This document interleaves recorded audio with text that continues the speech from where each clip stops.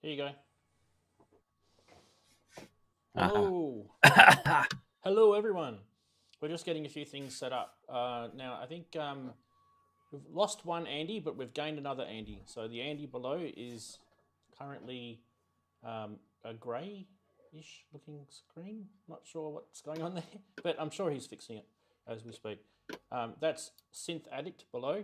And as I said in chat just recently, last minute withdrawal from the show was Andy Brooks. Brooksy had to rush off to attend to a family matter. So wishing Andy's family member all the best. Hope that turns out to be okay for him. Okay, so let us know in the chat if we are coming through audio-wise. It should be. Should be. Test, test, test. Test, test, test, test, test, test.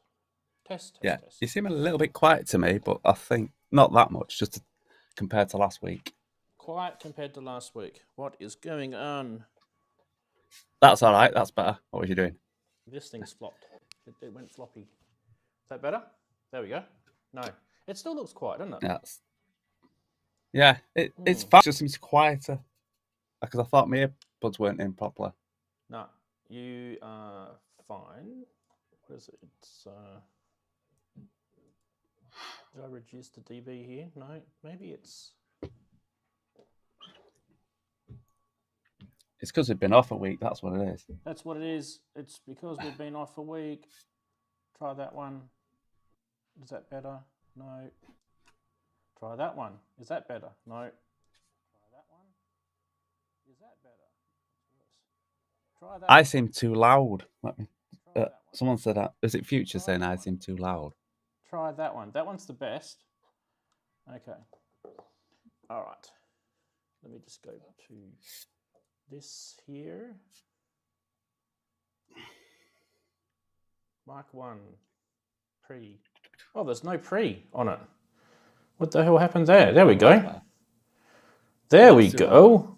That's too loud now, is it? Oh, wow, yeah. What about now? How's that? Is that better? That's all right for me. That's all right for me, but someone was saying I was too loud. Wait a minute.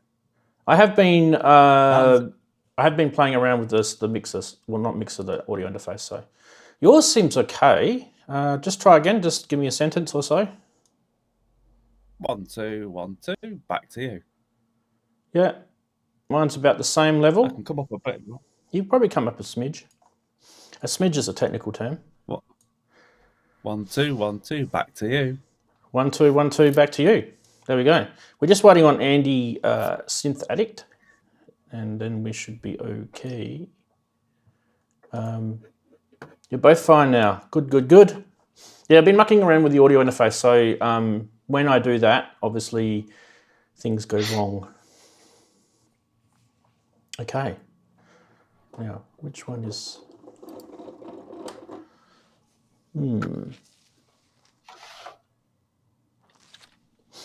Right. Okay, that's all set properly. Okay, so if you're actually watching this and you think, what the hell is these guys doing? They're just mucking around. Well, we're actually in the pre-show. So get yourself something like a drink of some sort. This is Pepsi. You might not like Pepsi, but that's what I'm having right now. So get yourself something anyway.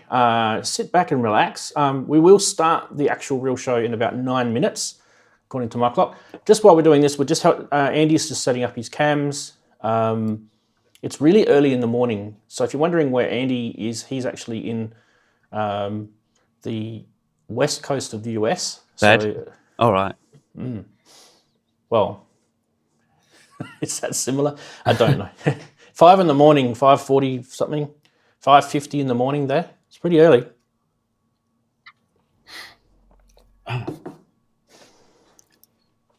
And it's, if you're wondering, we should do a clock, right? So it's 8:50 p.m. where I am.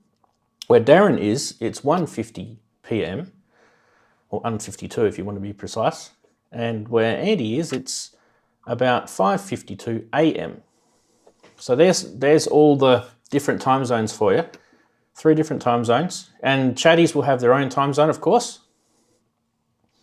Okay, and yeah, so if you are new here, what we're going to do is a whole bunch of synth and music tech related stuff. It's about to happen in about 8 minutes, so stick around. Like I said, grab yourself a drink. If you have got one already, cheers, enjoy yourself. It's Saturday where all of us are. I think there's probably most people in the world would be enjoying a Saturday right now. This is kind of the time zone where most people have got it right. I think New Zealand might be, or Hawaii might be in the Sunday territory. But if you're from that part of the world, I doubt very much you're watching. You're probably watching on a replay. So yeah, we probably don't get that audience because it's a bit early in the morning for them. Eastern time zone, US. Lots of different time zones. Is there anyone in some sort of weird time zone though? So I know we've got Central Europe, Western Europe. We've got the UK. Anyone in, I don't know, India or something? David's in 6:52 a.m. David must be around sort of Central US, I'm guessing. Wow, fantastic. Any newbies here? Newbies, I think he means to say. Are there any newbies? I can't see any in the chat so far. I haven't seen any new nicks pop in. Yeah, I'm just having a quick look. No new people so far. It is always nice to have new people come. Of course. Geez, I think the first person that was in chat was actually Andy. So he gets to wear the yellow Guernsey today. Yeah. Only time zone really matters. GMT. Exactly. Yes. Or Zulu if you're in the Defence Force. Zulu time. Or what's the other one? GMT, Zulu time, or UTC. UTC is the other term, isn't it? They're all the same thing. So the time in UTC, actually, speaking of time, you guys in the UK, you're about to head off to daylight savings again, aren't you? Or you're about to finish daylight savings, sorry. You're about to finish daylight savings. On the 30th? In a couple of weeks. Yeah, on the 30th. So yeah,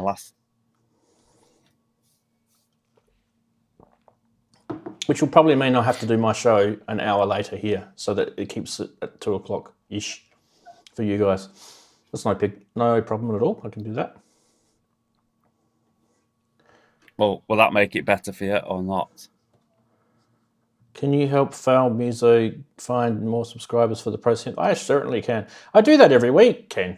I don't know if you watch, but I always plug the ProSynth network, and it's a great show. And he probably has this. The majority of the people watch that show. But just in case, if you haven't ever seen ProSynth Network, what I'll do is I'll paste a link to the YouTube channel in chat in a sec once I get my link pasting facility open. Now, how am I going to do that? Here we go.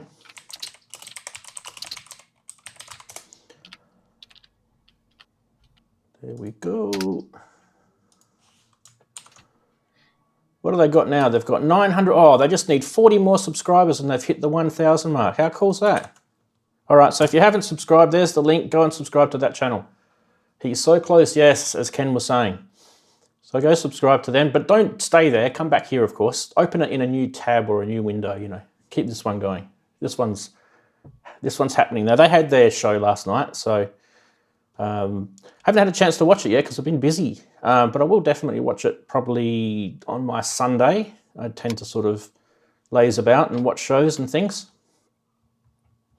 Yeah, I plug a lot of shows actually. Another one that I love, and you guys will probably know, is Sonic State. So make sure you check that one out as well. And big hello to Nick if he's watching.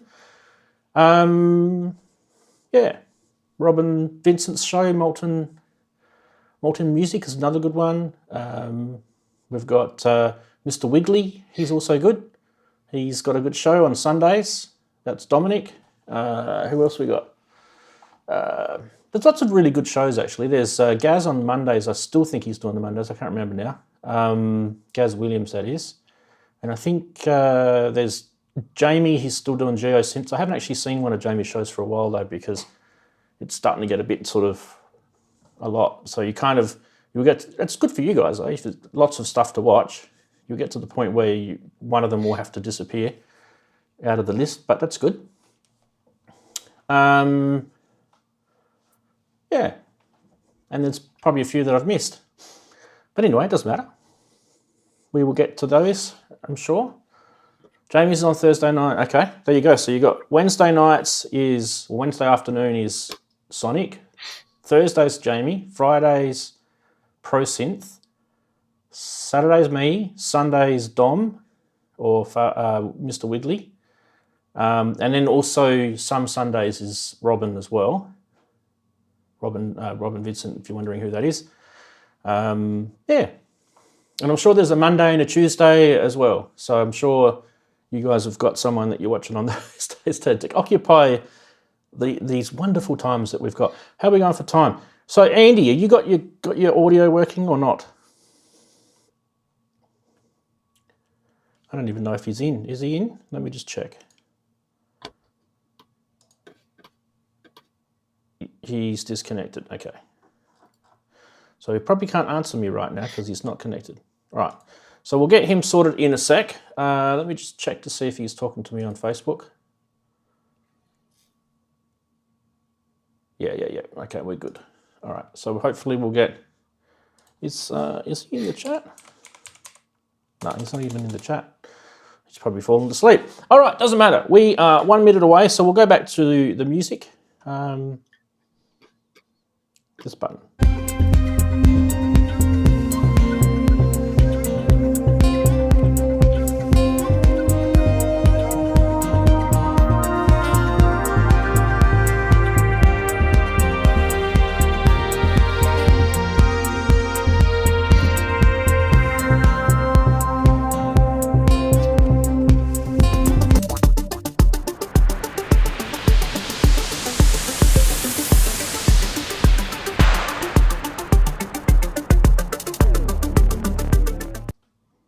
Hello, welcome to another Saturday. Yep, you have arrived probably at the end of the internet. Well, that's how I feel anyway. Big hello to you. Hope your Saturday's been traveling well, and I hope you've had a good week. And we've got a few cool things to go through in today's show. The usual segments, of course, with some news, some funny stuff, some price watching. We may even have a guest if he can manage to get his camera working. But we also have our regular guest, Daren. I'm going to say hello to him in a sec. Also, don't forget to, if you're new watching and you've never ever seen the show before, we do like to say good day to you. So jump into the chat and make yourself known. There's a bunch of friendly fellow synth geeks in there, just like you and just like me.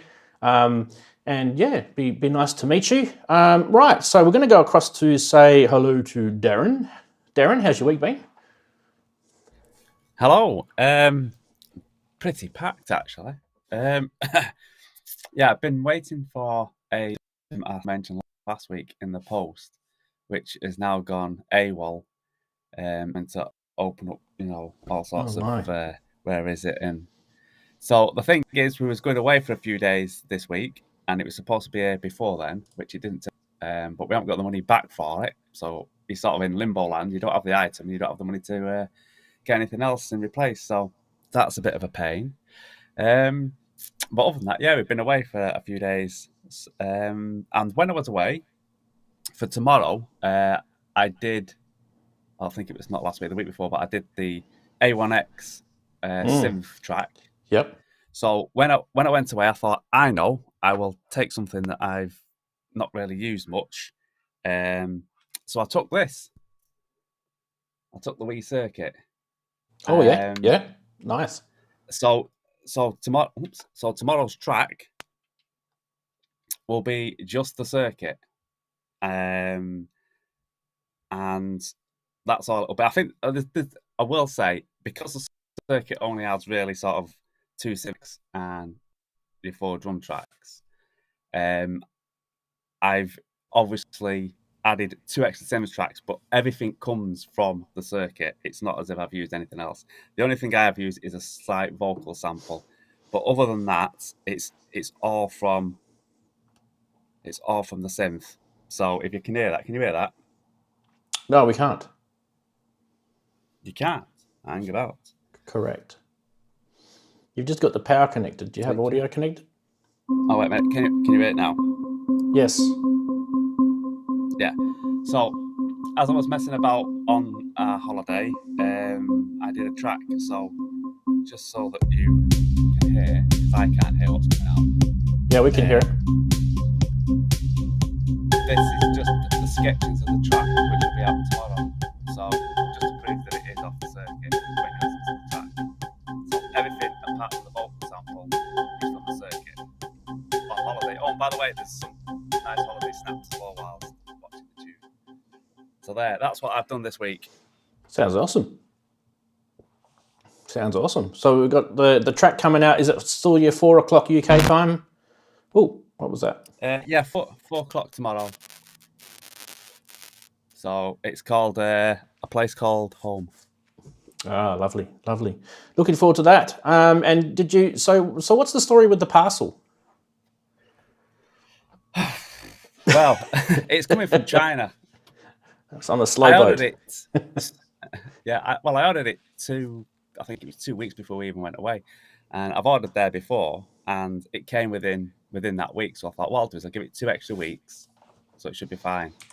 And then it seemed to be scanned in this country, and then lo and behold, no one knows where it is.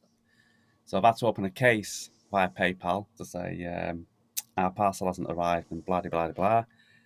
They've got to look into it and so on and so on. So you have no money, costs quite a bit. You've got no money and you've got no item. So I can't take that on holiday and I can't buy another one because I haven't got the money back. So yeah. Oh, that's a bit of bugger. pain, really. Yeah. Yeah. So other than that, everything's been fine. Like I say, been writing tracks on the circuit, or ideas, should I say, for tracks, and track tomorrow. So we'll see what you think of it. With some nice bit of video. I tell you what, the track sounds a bit sort of what's that Netflix thing? Stranger Things. A little bit like that in places. That's what it reminds me of. I may be way off, of course. But yeah, so check that out. Okay, Ranz, that's my week. Ah, beautiful. It's a great week. Okay, well, we're still waiting on Andy. I don't know what's happened with him. He's not connected right now. So that grey screen you can see below me is just the last frame that his camera sent before he disconnected. So we'll worry about him a little bit later. He did actually want to come on and share the topic with us, and it's a good topic this week. I think it's very relevant, that topic this week. So yeah, we will get into that topic a little bit later. And if you are new here, please stick with us. We do actually talk about the regular topic. We get to it, but we always have our segments that we do every week. And a lot of people, believe it or not, I don't know why, but a lot of people actually look forward to those. And we'll start off first by saying hello to the chatties. Big hello to everyone that's in the chat. I will probably just mention a few names as it's starting to get a lot more difficult for me to mention everyone's, but if your name isn't called, please don't throw your synth at the screen just yet. Wait till that happens a little bit later. So big hello to ASIO Head, Brian Taylor, we've got David, Big Eddie's there, IP, g'day IP, Ken Lewis, Mac, Future World Machines, Martin Taylor, Native VS, Paul R, QRDNK, Sasquatch, Wagoo, and Will Joseph. Big hello to all of you. And I know there's a lot more that come in right at the last second. So if I missed your name, it's not because I'm doing it on purpose. But big hello to everyone else that's in the chat. And as we do every week, we like to have our regular segments starting with this one.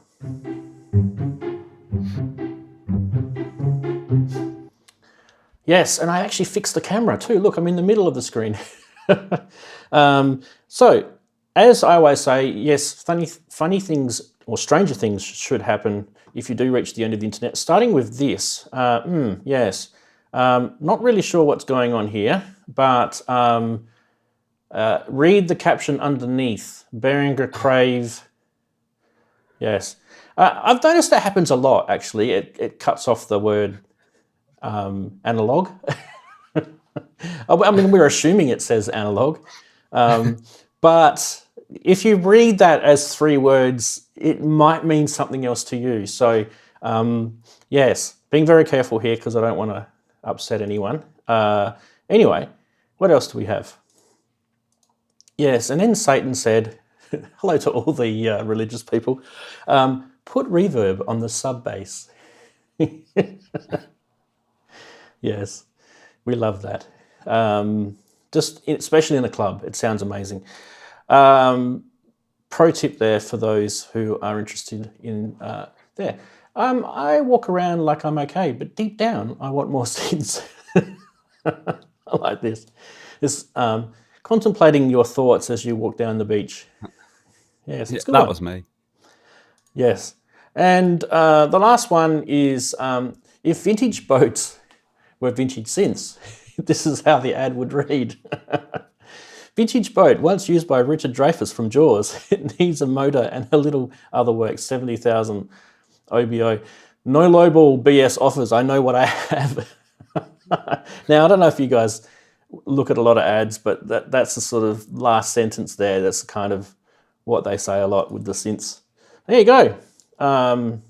It's just Daren today. So Daren, do you have a favourite meme?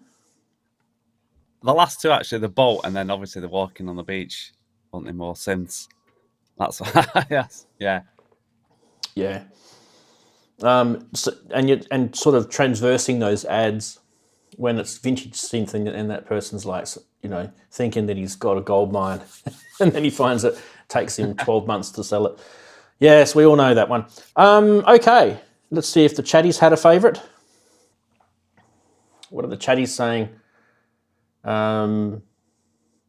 Yes, they don't know what they've got until they sell it.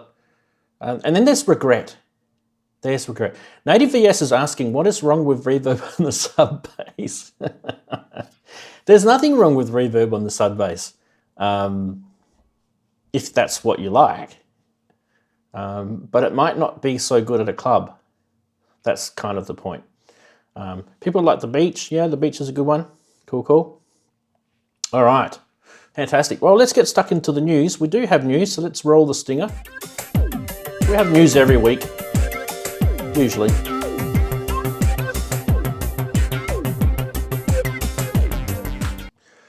Yes, here we are. We've arrived at news. Now, the first bit of news is this wonderful thing here, which you guys would have all probably seen, this new analog chorus pedal that's come out by a company called Made on Earth.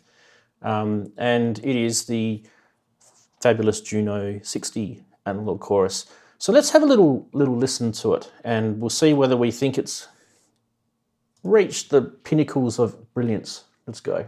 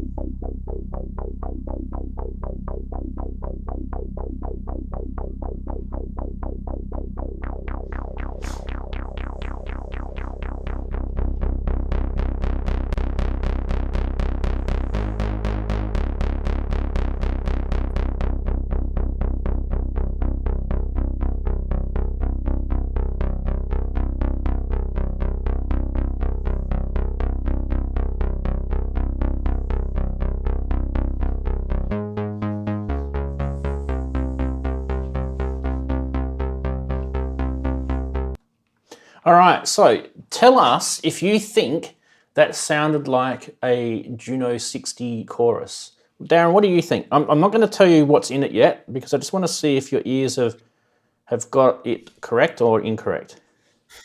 Apart from all the YouTube compression and crap that goes on there. I was going to say, not quite to my ears, but then I'm hearing with these little earbuds, so they're not the best thing for that because I only hear it. Yeah, it doesn't quite sound. It's close. I like the unit actually. I like the way it looks. I think it's quite nice. Yeah, guitar pedal format. Yep. Just didn't sound quite. I mean, it could be my ears. It just didn't sound quite like me. Yeah. Well, why don't we? I've got another video to play. So why don't we have a little quick chat about what it is first? It's obviously it's a guitar pedal modeled after the Juno 60 chorus, and they actually are using the correct BBD or bucket brigade delay chips in it, which, well, technically they're not the exact ones because it's X-Vive who are making them, and they're using the MN3009. They are the correct, so X-Vive do replicate these chips. Now, I own a few of these chips myself, so they are based on the original Panasonic, and you obviously can't really get the Panasonic ones anymore because they don't make them. But instead of the two buttons that you would have seen on the Juno with the 1 and the 2 versions of the chorus, what they've implemented, I'll just go to the graphic again so you guys can see what I'm talking. What they've implemented, you see the rate knob where you've got the 1 and the 2 symbol on the left, and you can kind of blend it with rate, and it's like a nice little smooth control. And I guess that is the depth of modulation of this in that sense. There's also a stereo width thing, which is very, stereo width control, which is also very good. You saw him do that as well. Depth as well, and LFO rate, of course. Now, excuse me. The reason why they've gone with the 1 and 2 and the LFO rate as a sort of knob is because this is still aimed at the guitar market. And with the guitar market, the synth LFO rate may not be quite as tasty with the guitar. It's just something. So you might remember when TC Electronics brought out their Juno chorus clone pedal a couple of years ago. It was a lot different LFO rate than what a Juno synth had. So that's probably the reason why. But the reason why these guys have done it so that you can adjust it is so that you can get the synth rate and you can also get a guitar rate. It does have a CV input as well, so you can bring in other modulation sources and input gain to accommodate any type of instruments if you want. All right, let's go back to, let me just turn this graphic off. Let's go back to here and we'll just check out the second video. I'm a bit of a sort of nerd when it comes to Juno choruses.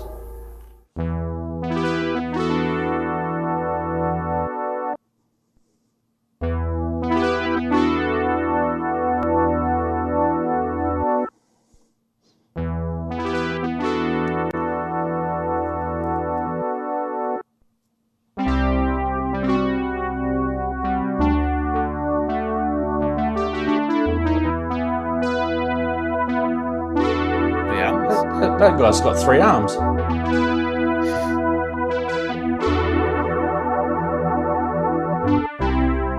I wish I had 3 arms.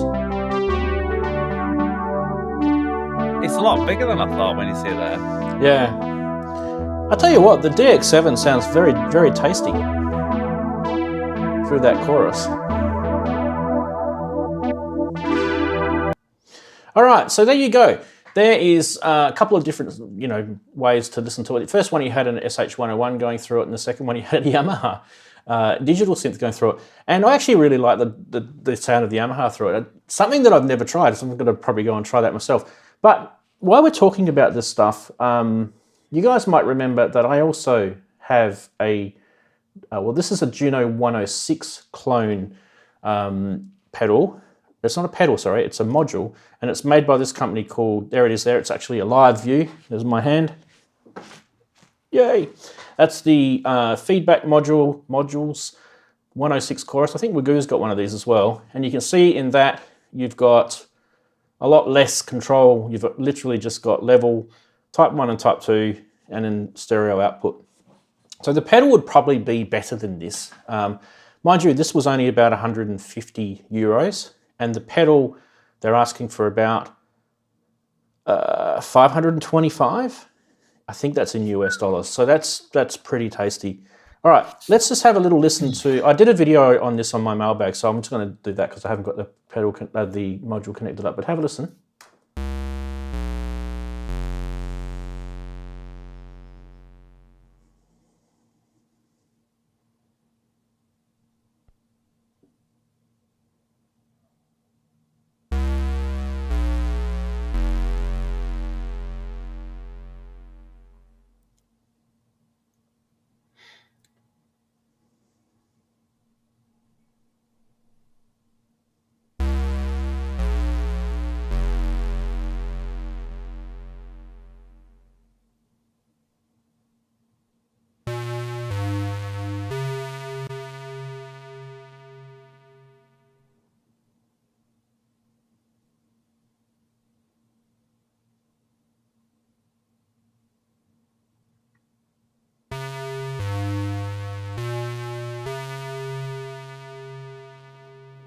All right, so that's using the XVIV or XVIV Bucket Brigade Delay MN3009. Same chip as it's in that pedal. Now, to my ears, that Eurorack module sounds exactly like a Juno chorus does.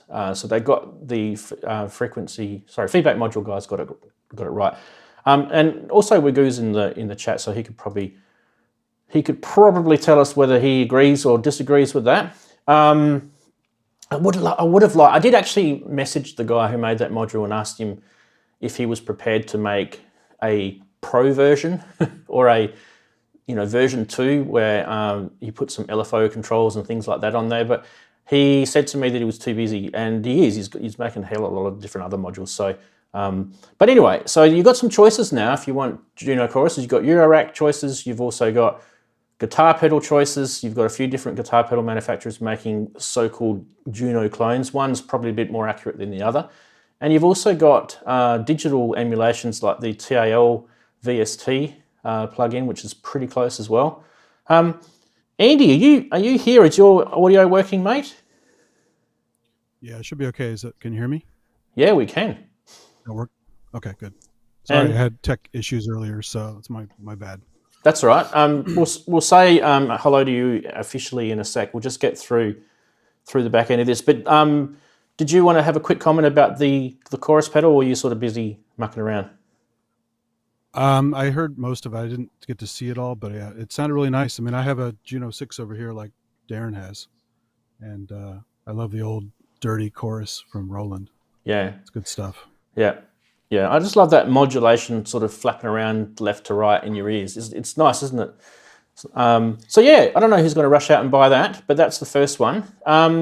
Okay, so we're going to go across to the next. At 450, like I say, 450. I can't remember who said in the chat, but that was how much he paid for his Juno 60 a few years back. So now you can get the chorus for that. Yeah. I mean, it looks a very nice pedal, and I hope it's built very well. But 450 is a bit of a push unless you really, really want a Juno chorus. Yeah. Oh well. I mean, like I said, let's nerd out on Juno choruses. We could do that all day. I mean, since I've had that feedback module, I use it all the time. You just plug stuff into it, and it just makes things sound so good. But anyway, nerding out on chorus pedals is what we do. Next was a suggestion that I show this. Last week it was in chat, they suggested that I show this. This is the Silhouette synthesizer, which was shown at Super Booth. The Silhouette Eins, an optical soundtrack synthesizer. It's quite interesting, this thing. So what you've got is you've got a screen, and they're calling it a projection screen. But what this screen does is you can actually sort of move pictures around on the screen, and as a result of that, it creates sort of shapes and reads them as audio waves in real time, and it gives you sort of an unusual experimental type noisy, surprising sort of sound design tool. Anyway, without me, you guys get the idea there with the graphic. Without me sort of crapping on anymore, why don't we have a look at the video that has been floating around, so that we can have a chat about it. Get that queued up. Go.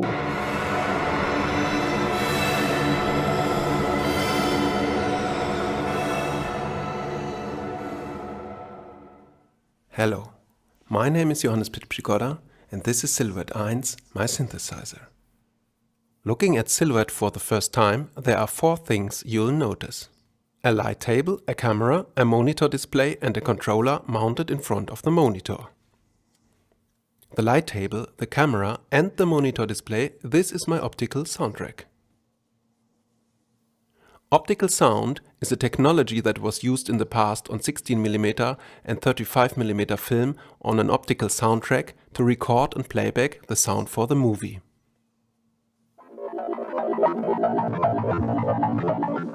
When I move my hand on the light table, I see the hand on the monitor display and underneath the real-time generated audio wave. I can also use templates.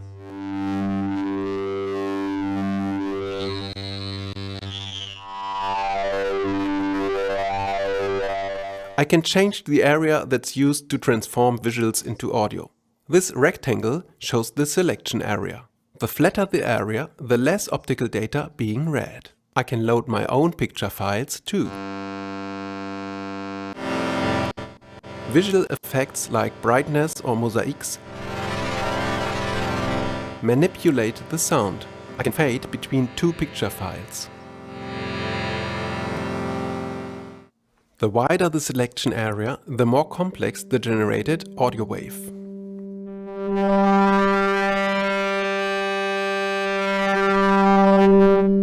I can move the selection area around as well. And the movement is being modulated.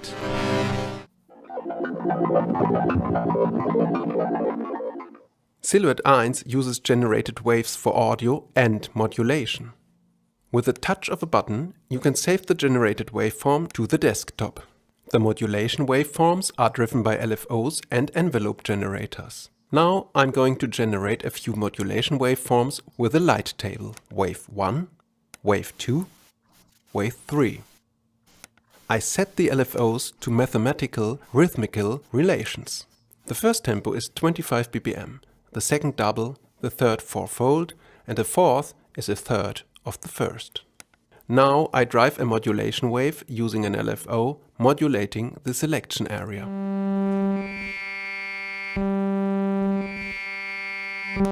Vibrato, low pass filter,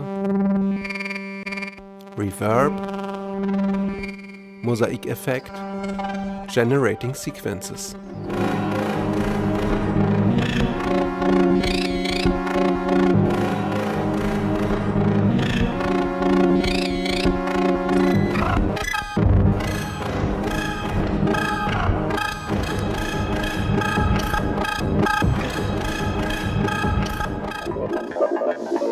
All right, so we're going to stop it there. It's about 3 minutes into the video and it goes for another 4 minutes or so.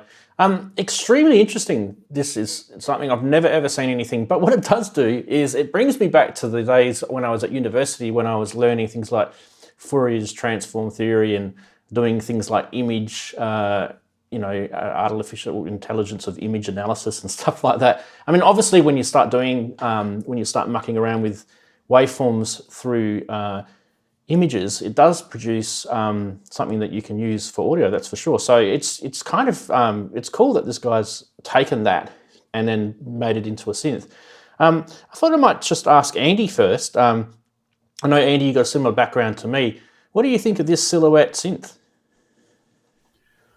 I mean, obviously the first thing that started things like this was Metasynth a long time, where you could import pictures and stuff, but it wasn't as real time.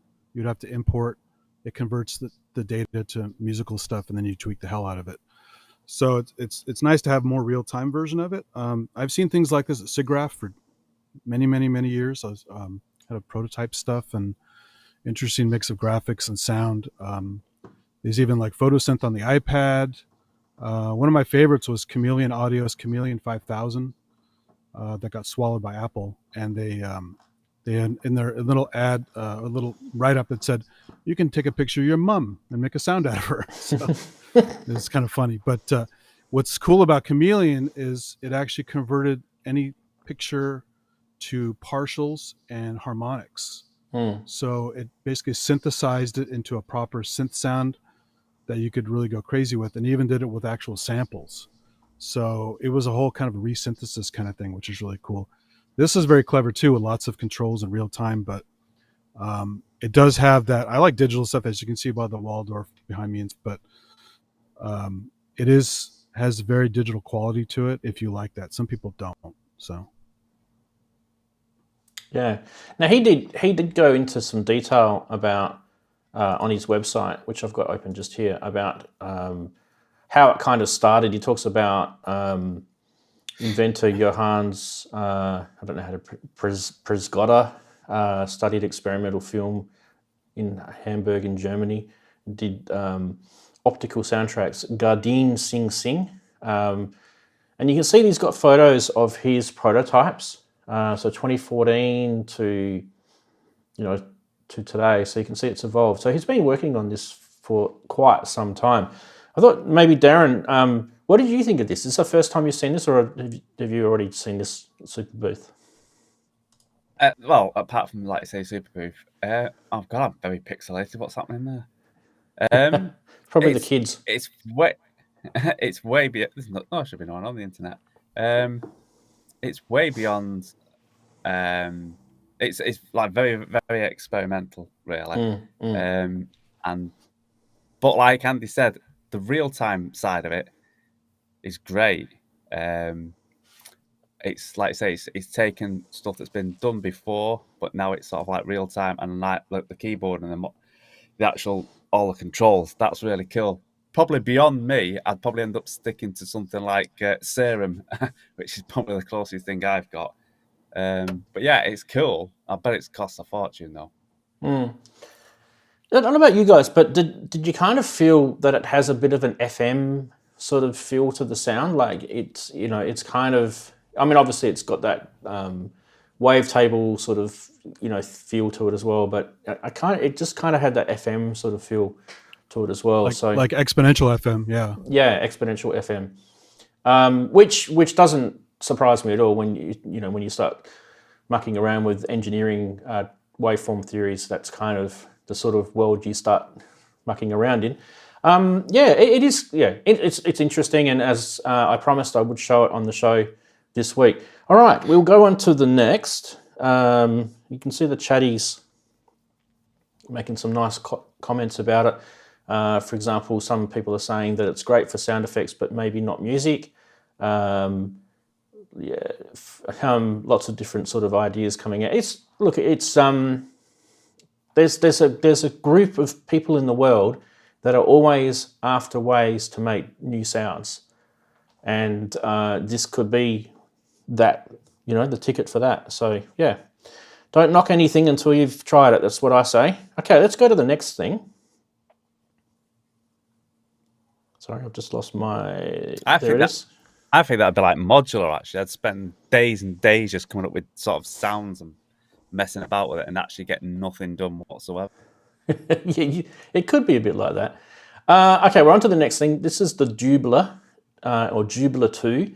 Turns your voice into a MIDI controller. I like this. I thought we'd have a chat. I don't really talk about software stuff enough on the show. So, and when software starts to become useful, I actually do like to talk about it. So in this case, these guys have been around. They've had the studio kit before. It's a complete voice to MIDI solution.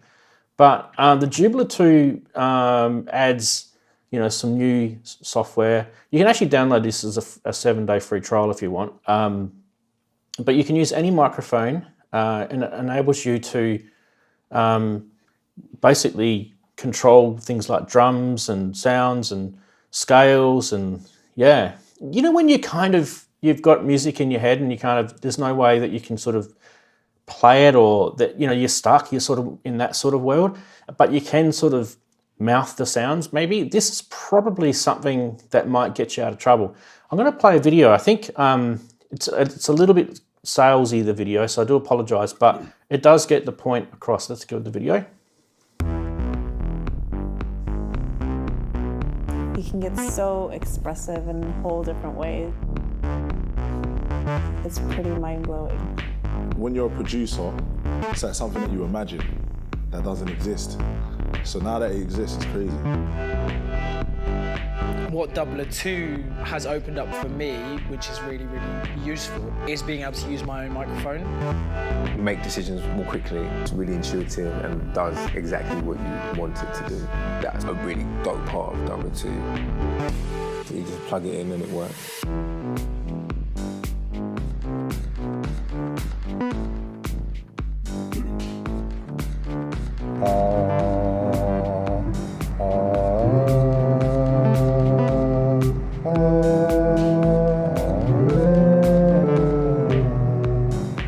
It still blows my mind that this is where the current state of technology is.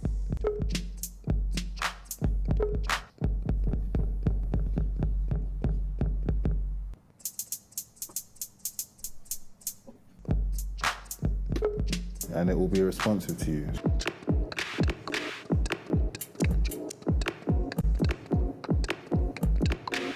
Do you know how many times I've had a melody or a vibe and I've not been able to translate it exactly how I wanted to translate it? Do you know what I'm saying? There you go. So it does kind of give you a little bit of a look into what it does in the video. What did I call it? Dubler. It's Dubler. Sorry, I do apologise for not pronouncing it correct. Darren, are you a bit of a mouthy sort of producer? Do you like to sort of mouth things off before you hit the keys? Only when I can't play it, but that's something you can't really say. I don't know what to say, really. I won't say it blows my mind. It's something cool. I mean, I can see why it'd really be good if you humming or like that for a track that you've got in your head and you can't sort of like put it down. I can see how that could work. Something about these software synths, when they show the ad for them, it always makes it look like it's an actual unit. And some of these units, I think, or some of these software synths, I think, be cool as a unit when you see it. I mean, I think Serum started that ages ago. I thought that'd be cool. Is it an actual synth? But it's not Like that, yeah. But it looked, it looked cool as an actual unit. I mean, it's for certain people and probably not for me. I don't think. Yeah, it's software, so the good thing about that is it's not going to take up any studio space. So it's cool little. You might gawk at the price. It's $249 US. I'll just stick to doing I wasn't doing, I think. But for some people, it's going to work great. You know what I mean?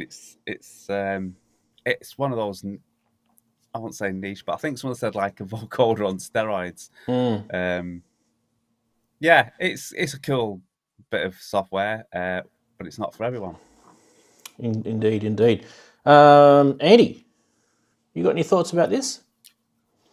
So you may remember I talked about the original version in that MIDI controller show we did. It's a little microphone with a USB port on the bottom of it. Yep. And I haven't upgraded the software. I saw this come out, but I haven't tried the latest. It's cool. You have to train it. So just like using Dragon Naturally Speaking for speech to text, you have to train it. It's not just out of the box going to work for you. And it's definitely not original when it comes to MIDI. I mean, I showed this also on the show before. The Vocalizer 1000 from like 1987 for doing audio, from doing actual melodic stuff. But Voclia Dubler actually does you can teach it syllables to do certain drum sounds and other things to do like rat-tat-tat kind of stuff that people can't really do on a drum machine very well, So it's kind of cool. Again, I got it. I haven't used it much, but one of these days.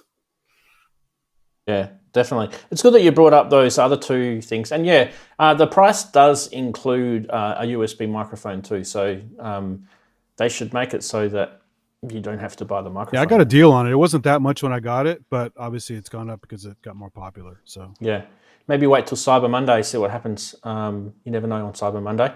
Right, okay. What else have we got? We've got one other thing to do. Number 4.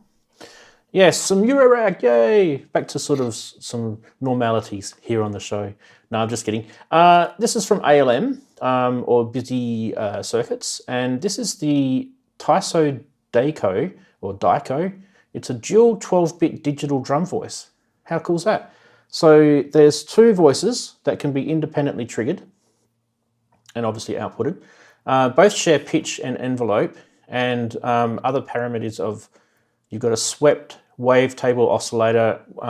One voice is output through the voltage-controlled analog tilt EQ, emphasizing upper and lower frequencies, and the other voice is output through a digital wave folder, which adds increasing timbre complexity and reaching, obviously, noise to the point.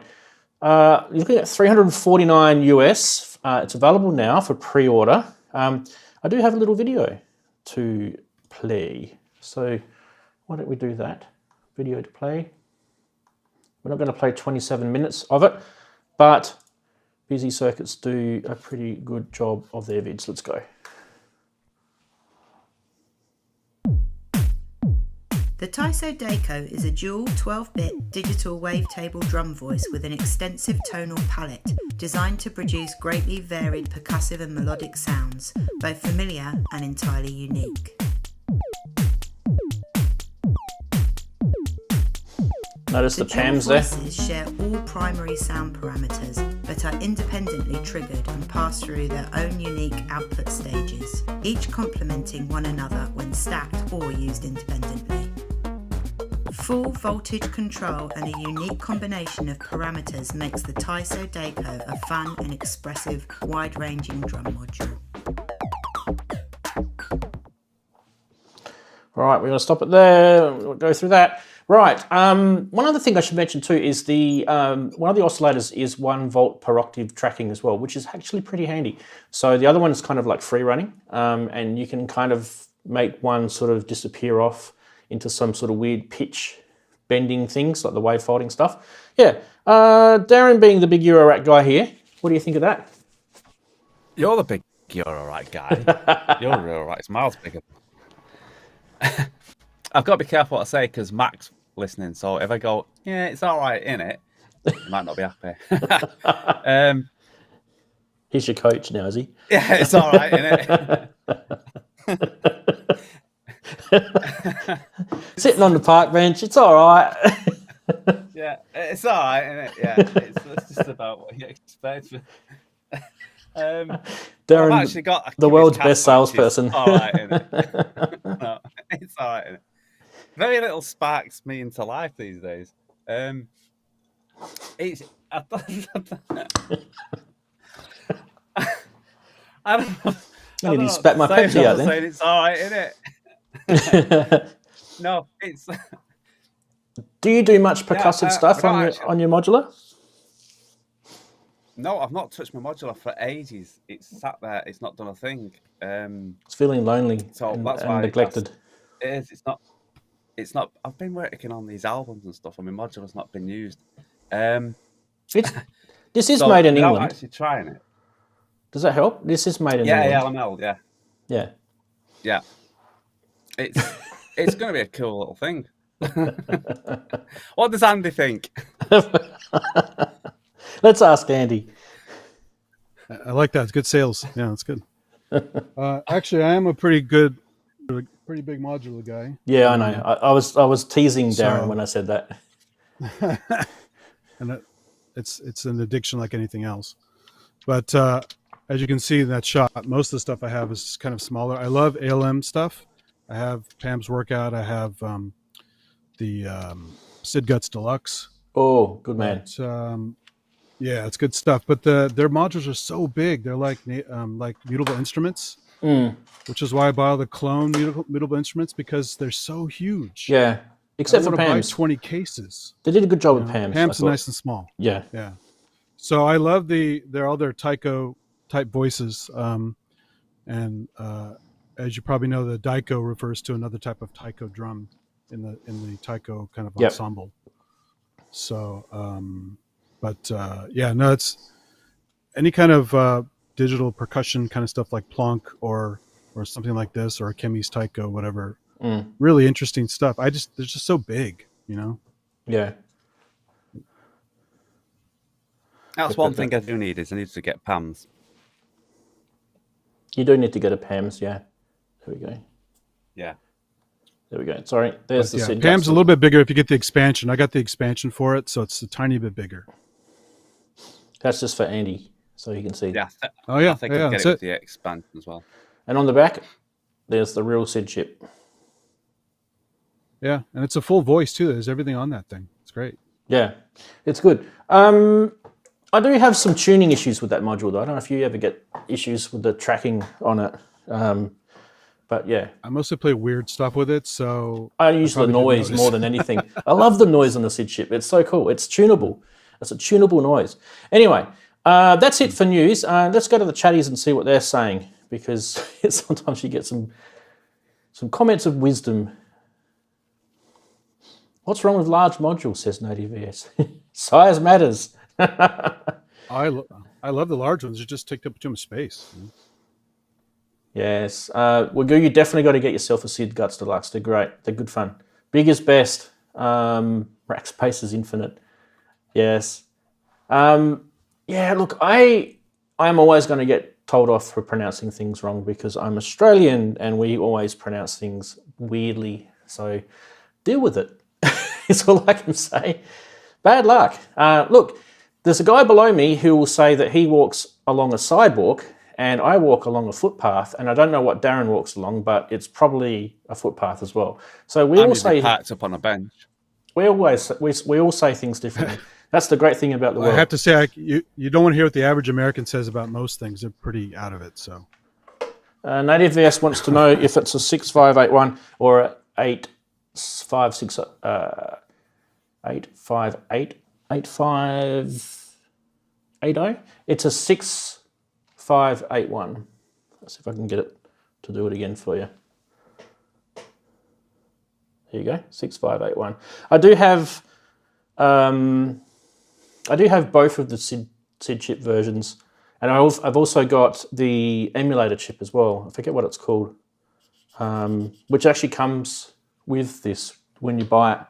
You don't actually get a SID chip. You get you can get nothing, but you can add them an emulator SID chip with it if you buy it. And the emulator SID chip is actually really good. I wouldn't, most people won't even notice the difference. All right, where are we up to? We are up to this segment. Now, Andy, this segment's brought to you by you, but I thought I'd do something kind of cool, and I'd also make it brought to you by Korg. You will see what I mean. Oh, there's the first one. How's that? Beautiful, hey? A monopoly. Used to be owned by Rick Wakeman. Have you noticed this one's got the flight case behind it, but anyone could get a bit of paint and write that on there. But anyway, He actually sold a bunch of his stuff recently. I'm not doubting it isn't, but you'd have to get some sort of certificate. 6,000 US for a. This one's based in the UK for a monopoly. And monopoly is a great synth. It really is a good synth. And just because it was owned by Rick Wakeman doesn't mean it's worth any more. Well, to some people it would. I mean, I love Yes. Yes are great. I can just imagine John Anderson and Rick Wakeman jamming out with the monopoly. Awesome. You'll see now why this whole thing's brought to you by Korg, because, yes, here's another Korg, the PS 3200. We've had one of these. It's actually quite a few of these I was going to say. that have been around. It's weird. They're all coming out of the woodwork right now. And I don't know why. Maybe one of the manufacturers is remake. I don't know. Usually when you start seeing a lot of these things for sale, they know something that we don't, maybe. I don't know. This one's got the Kenton MIDI, add-on that makes it pretty useful. It includes when that started it, Junkie XL was selling his. Yeah. So yeah, that kind of kicked it off, I think. This one's based in Spain, I think, in Boadilla del Monte. Yeah.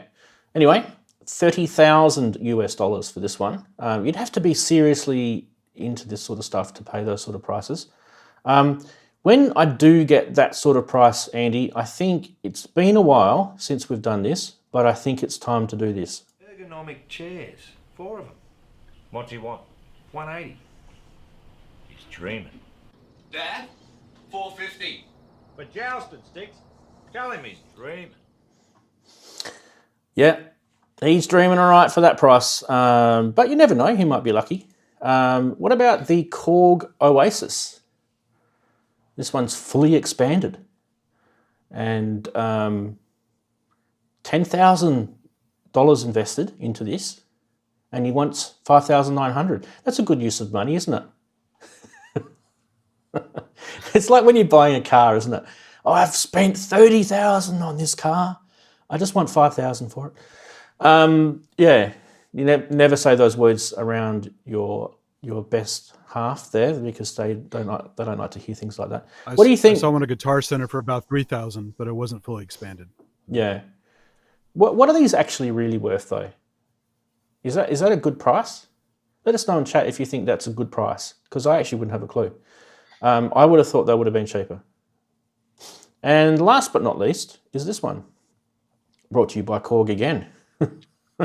This one, I like this one, Andy. This one's a whole bunch of Korg M1 sound cards, basically, memory cards. It's the whole thing, actually, the module and the cards. Yeah. Now, I actually don't really, I've never owned an M1. I've obviously got the VST version of it. But can't you just get these as sysx files nowadays? Can't you just load these on as sysx files? I actually use the M1 on the iPad, and it comes with all the cards. Yes. So someone would have to be really like wanting this for, nostalgic vintage reasons, right? That's $5,000 is a lot of money. There's probably a lot more originally would have been invested in to get all that though. I mean, do you remember what these used to go for? Was it like about $200-300 US each of these cards? Was that about right? About $100. About 100. $80 to $100. Yeah. Okay.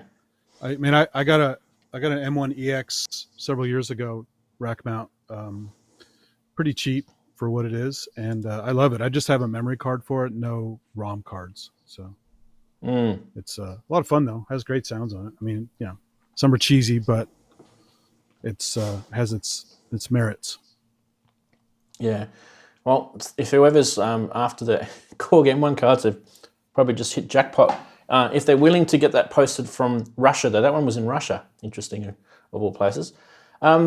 Right, we've hit the end of the regular segment, so thanks for hanging on. We're going to do a topic, which we don't always do a topic, but we're going to do a topic this week. We're going to be doing a topic on connecting your synths up. We're going to be talking, this is just kind of like a talk sort of show. We're going to be sort of picking each other's brains and talking about various ways to connect your synths up. Now, Andy, you said you wanted to come on and sort of talk about a few things with this topic. So maybe I might start with you because people do get sick of me talking, and I've been talking for the last hour. No worries. Yeah, so I try to do most of my stuff DAWless or with a hardware looper or iPad looper or something like that. But you can still have all your stuff routed through. I actually have too many things to have all on at once with a bunch of mixers, but I was able to gang some mixers together and still make a pretty clean audio path. So I have stuff all over the room, basically, all going to the master mixer down here, the 24 channel Mackie. But I have a Soundcraft over there. I have a Behringer over there. I have another Mackie somewhere else. I have a Allen and Heath, another place. So you can basically make little, kind of like how if you watch BT and some of those guys, they talk about creating little islands. So you can basically put things together that work well together, or just what you feel like putting together. And then they can be in a little unit, but you can also upload that whole unit to a master mixer.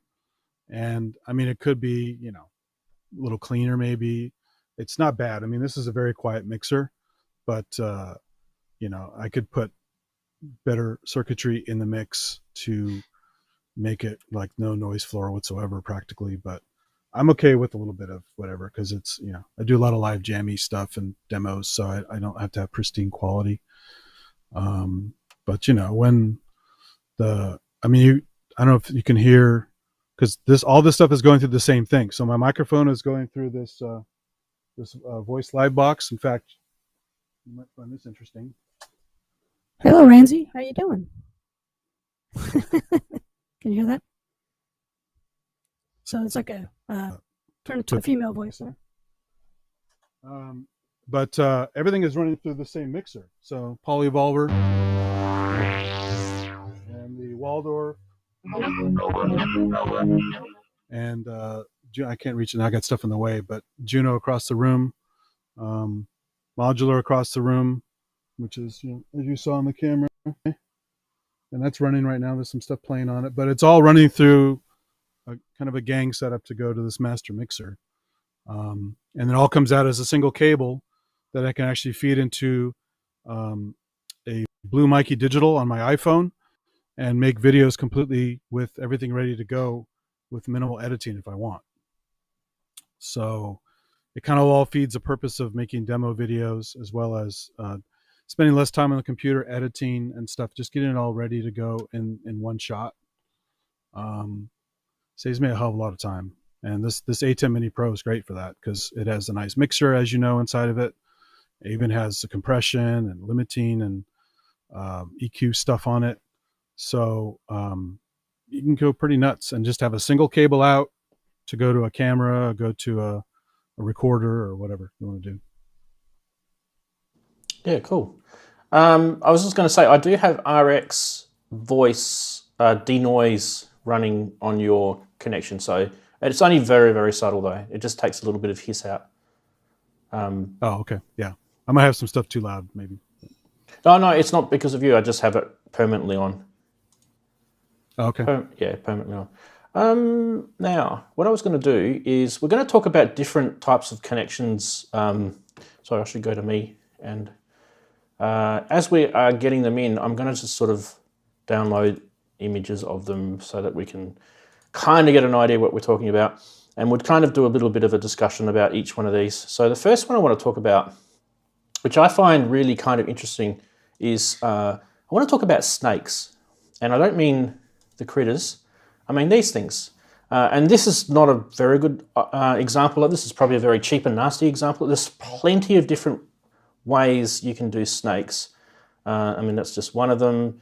There's, if you just Google image, I probably should just draw a Google image up, shouldn't I, on my laptop while we're doing it.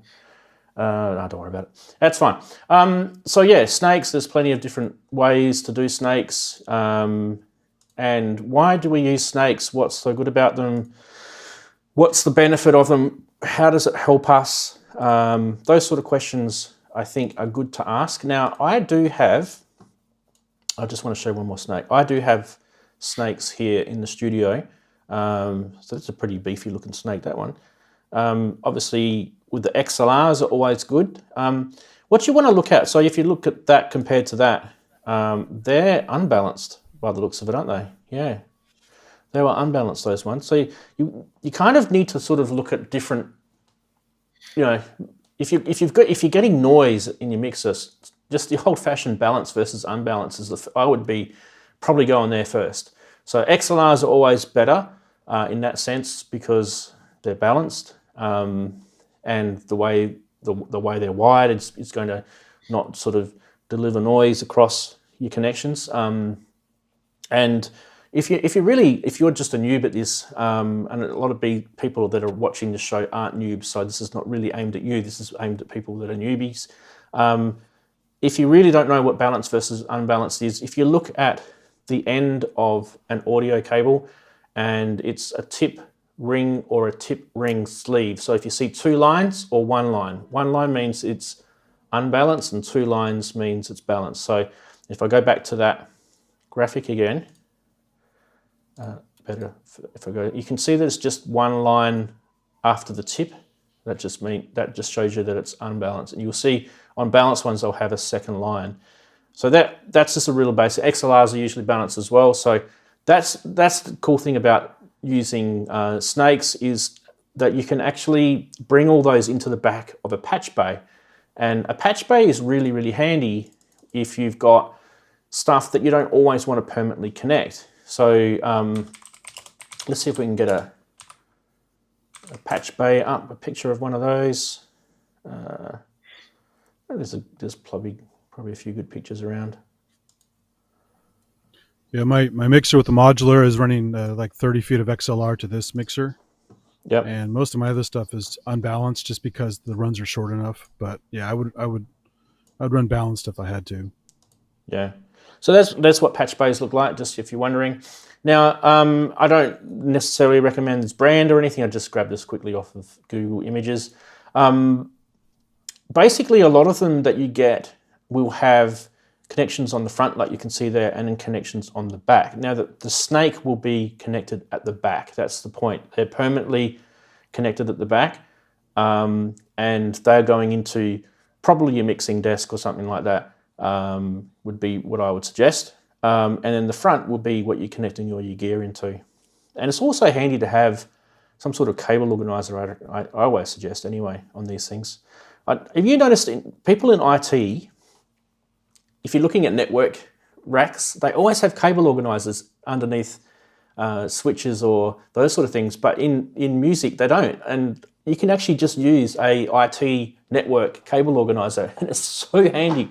It's a little pro tip for you, because you can tidy up all your audio cables going into your patch bay, and it looks so much nicer. Yeah, so snakes and patch bays are one really, really good way of connecting stuff together. And on the graphic I showed you guys earlier, actually I don't even know if I've got a picture of it here. Do I have a picture of it? I did download. Did I download it? I can't even remember if I downloaded it. Oh yeah, I did. Cool. This is the graphic that I used for the thumbnail of the show, right? Now that is actually over in the corner of my studio. What you can see here is a ADAT module, which is the Behringer ADA 8200. There's plenty of these around. We were talking about this in Discord actually during the week. Presonus do one, RME do one. There's plenty around anyway. And what the good thing about these is these are relatively cheap too, the Behringer ones. They have the Midas preamps on them. These aren't too shabby at all. I know Behringer do have a name for not being the best quality with some of their gear, but these, I do recommend these. Now, in this connection, Andy, you'll notice that these are all, you can't actually see because they're all connected, but all of those cables are actually unbalanced.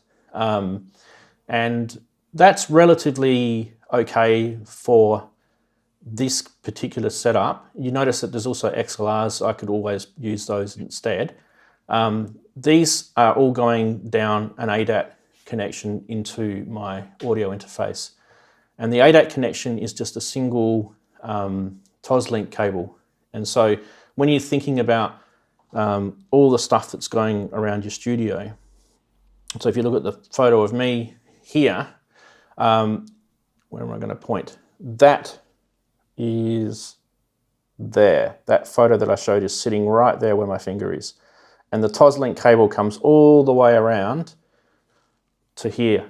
So it's one fiber optic cable that goes from there. Now I haven't done any cable management yet. You can see just above my finger there's cables going everywhere underneath that table there.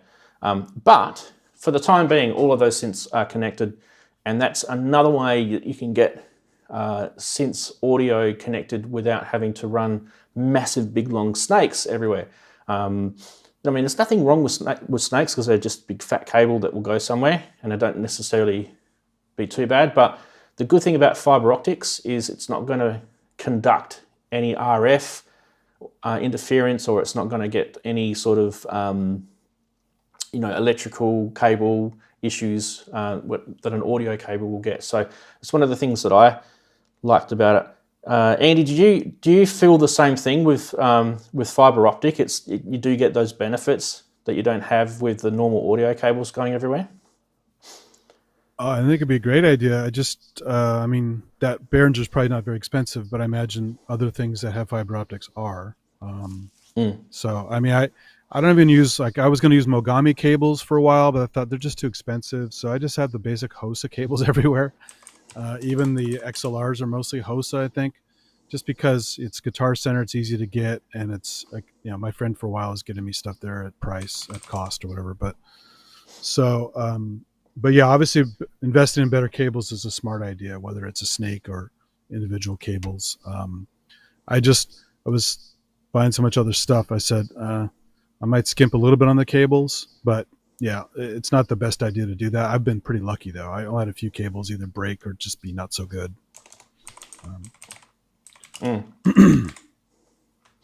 I'm just getting a couple of pictures while we've got you on the screen there. Just give me a sec. I want to show you a couple of things that I think are pretty cool. Okay, so when we're talking about ADAT, let me just get the picture up. Just wait for this to download. One of the products that's on the market, which I feel is something that we should probably look at, is this, the RME DigiFace USB. It's a great little idea, this is. So what it is, it's just one unit. They're just showing the front and the back. It's got 4 ins and outs with Toslink there.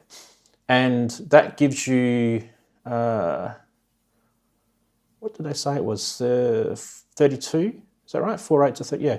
That gives you 32 inputs and 32 outputs. And that comes in via USB 2. And RME are very good for low latency as well. And it's a headphone. That's really very simple. And in terms of what's sitting on your desk there, it's quite a small little box.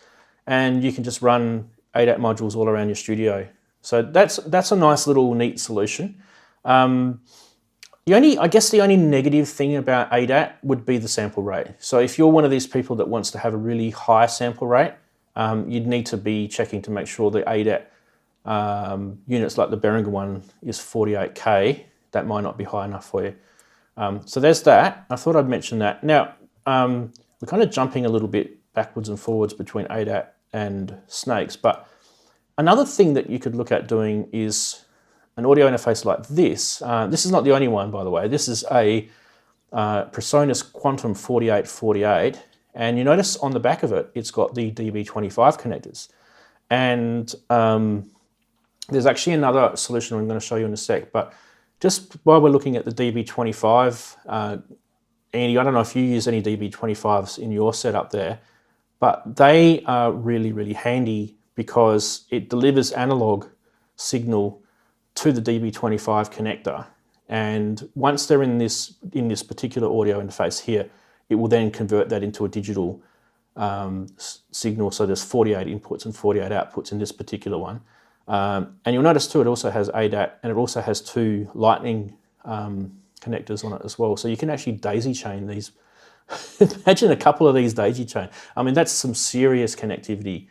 And it's, not bad at all. Yeah, now, that's cool. Yeah. It is a cool thing. Now, what's the benefit of the DB25s is that you could run a completely analog desk.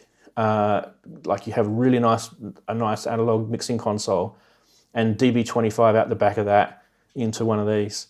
And yeah, nice neat cable going from your desk to this. That could be one particular idea. So that's kind of it. Yes, we talked snakes, and yes, we talked ADAT in kind of one topic, but really that's just audio connections.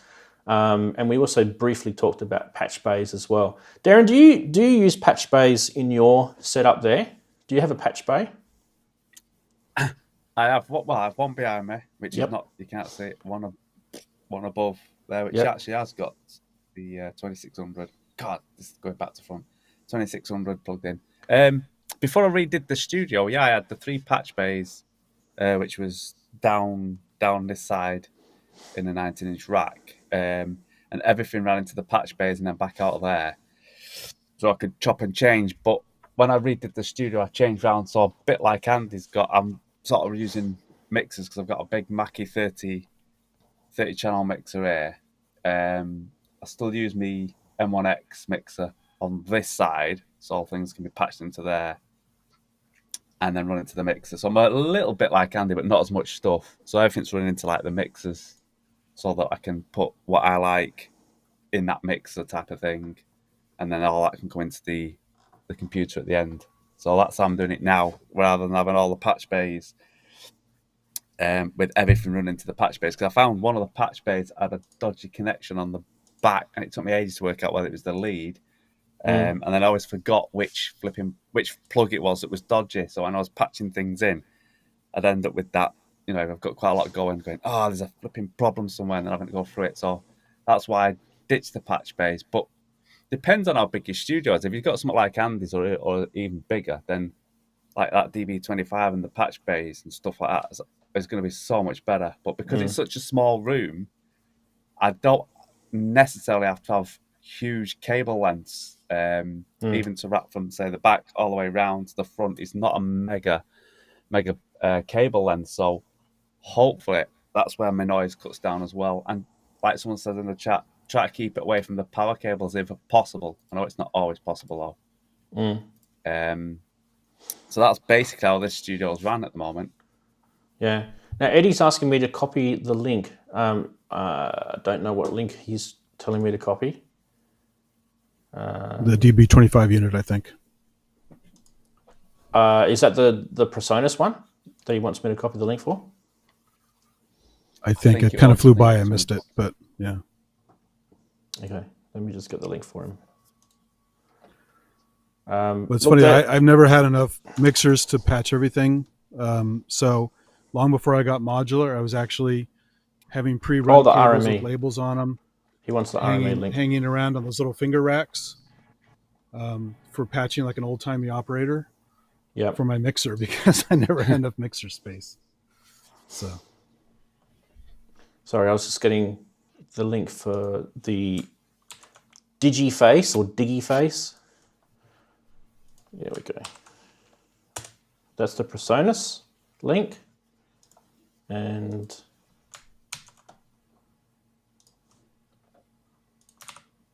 that's the Digiface link. Now, these aren't like necessarily the greatest products. These are just ones that we were just chatting about on Discord during the week. And there was another one that came up with the DB25. I want to see if I can. I've just had to start my Discord back up. I want to see if I can grab it for you guys while we're talking about it. It was actually pretty good. So Daren, I'm going to go back to you. And just a question. So did you, with your patch bays, did you keep the snakes running behind them, or did you end up just doing some sort of small cable run? Or I didn't quite sort of understand what you meant there. Yeah, I had I'm trying to think now. I had two snakes. They weren't the best ones. They were sort of in between being really crappy and being good. I had two snakes running, which was running into, if I remember rightly, I had the Yamaha 01V mixer, the digital mixer, which was on the desk here, and that ran into the back, and then I had everything put into my patch bays. So I had 16 channels on my Yamaha, which went out to the computer. That was run with a snake into the back of the patch bays, where everything went into all the patch bays, whether it be snake from my keyboards or wherever it came from.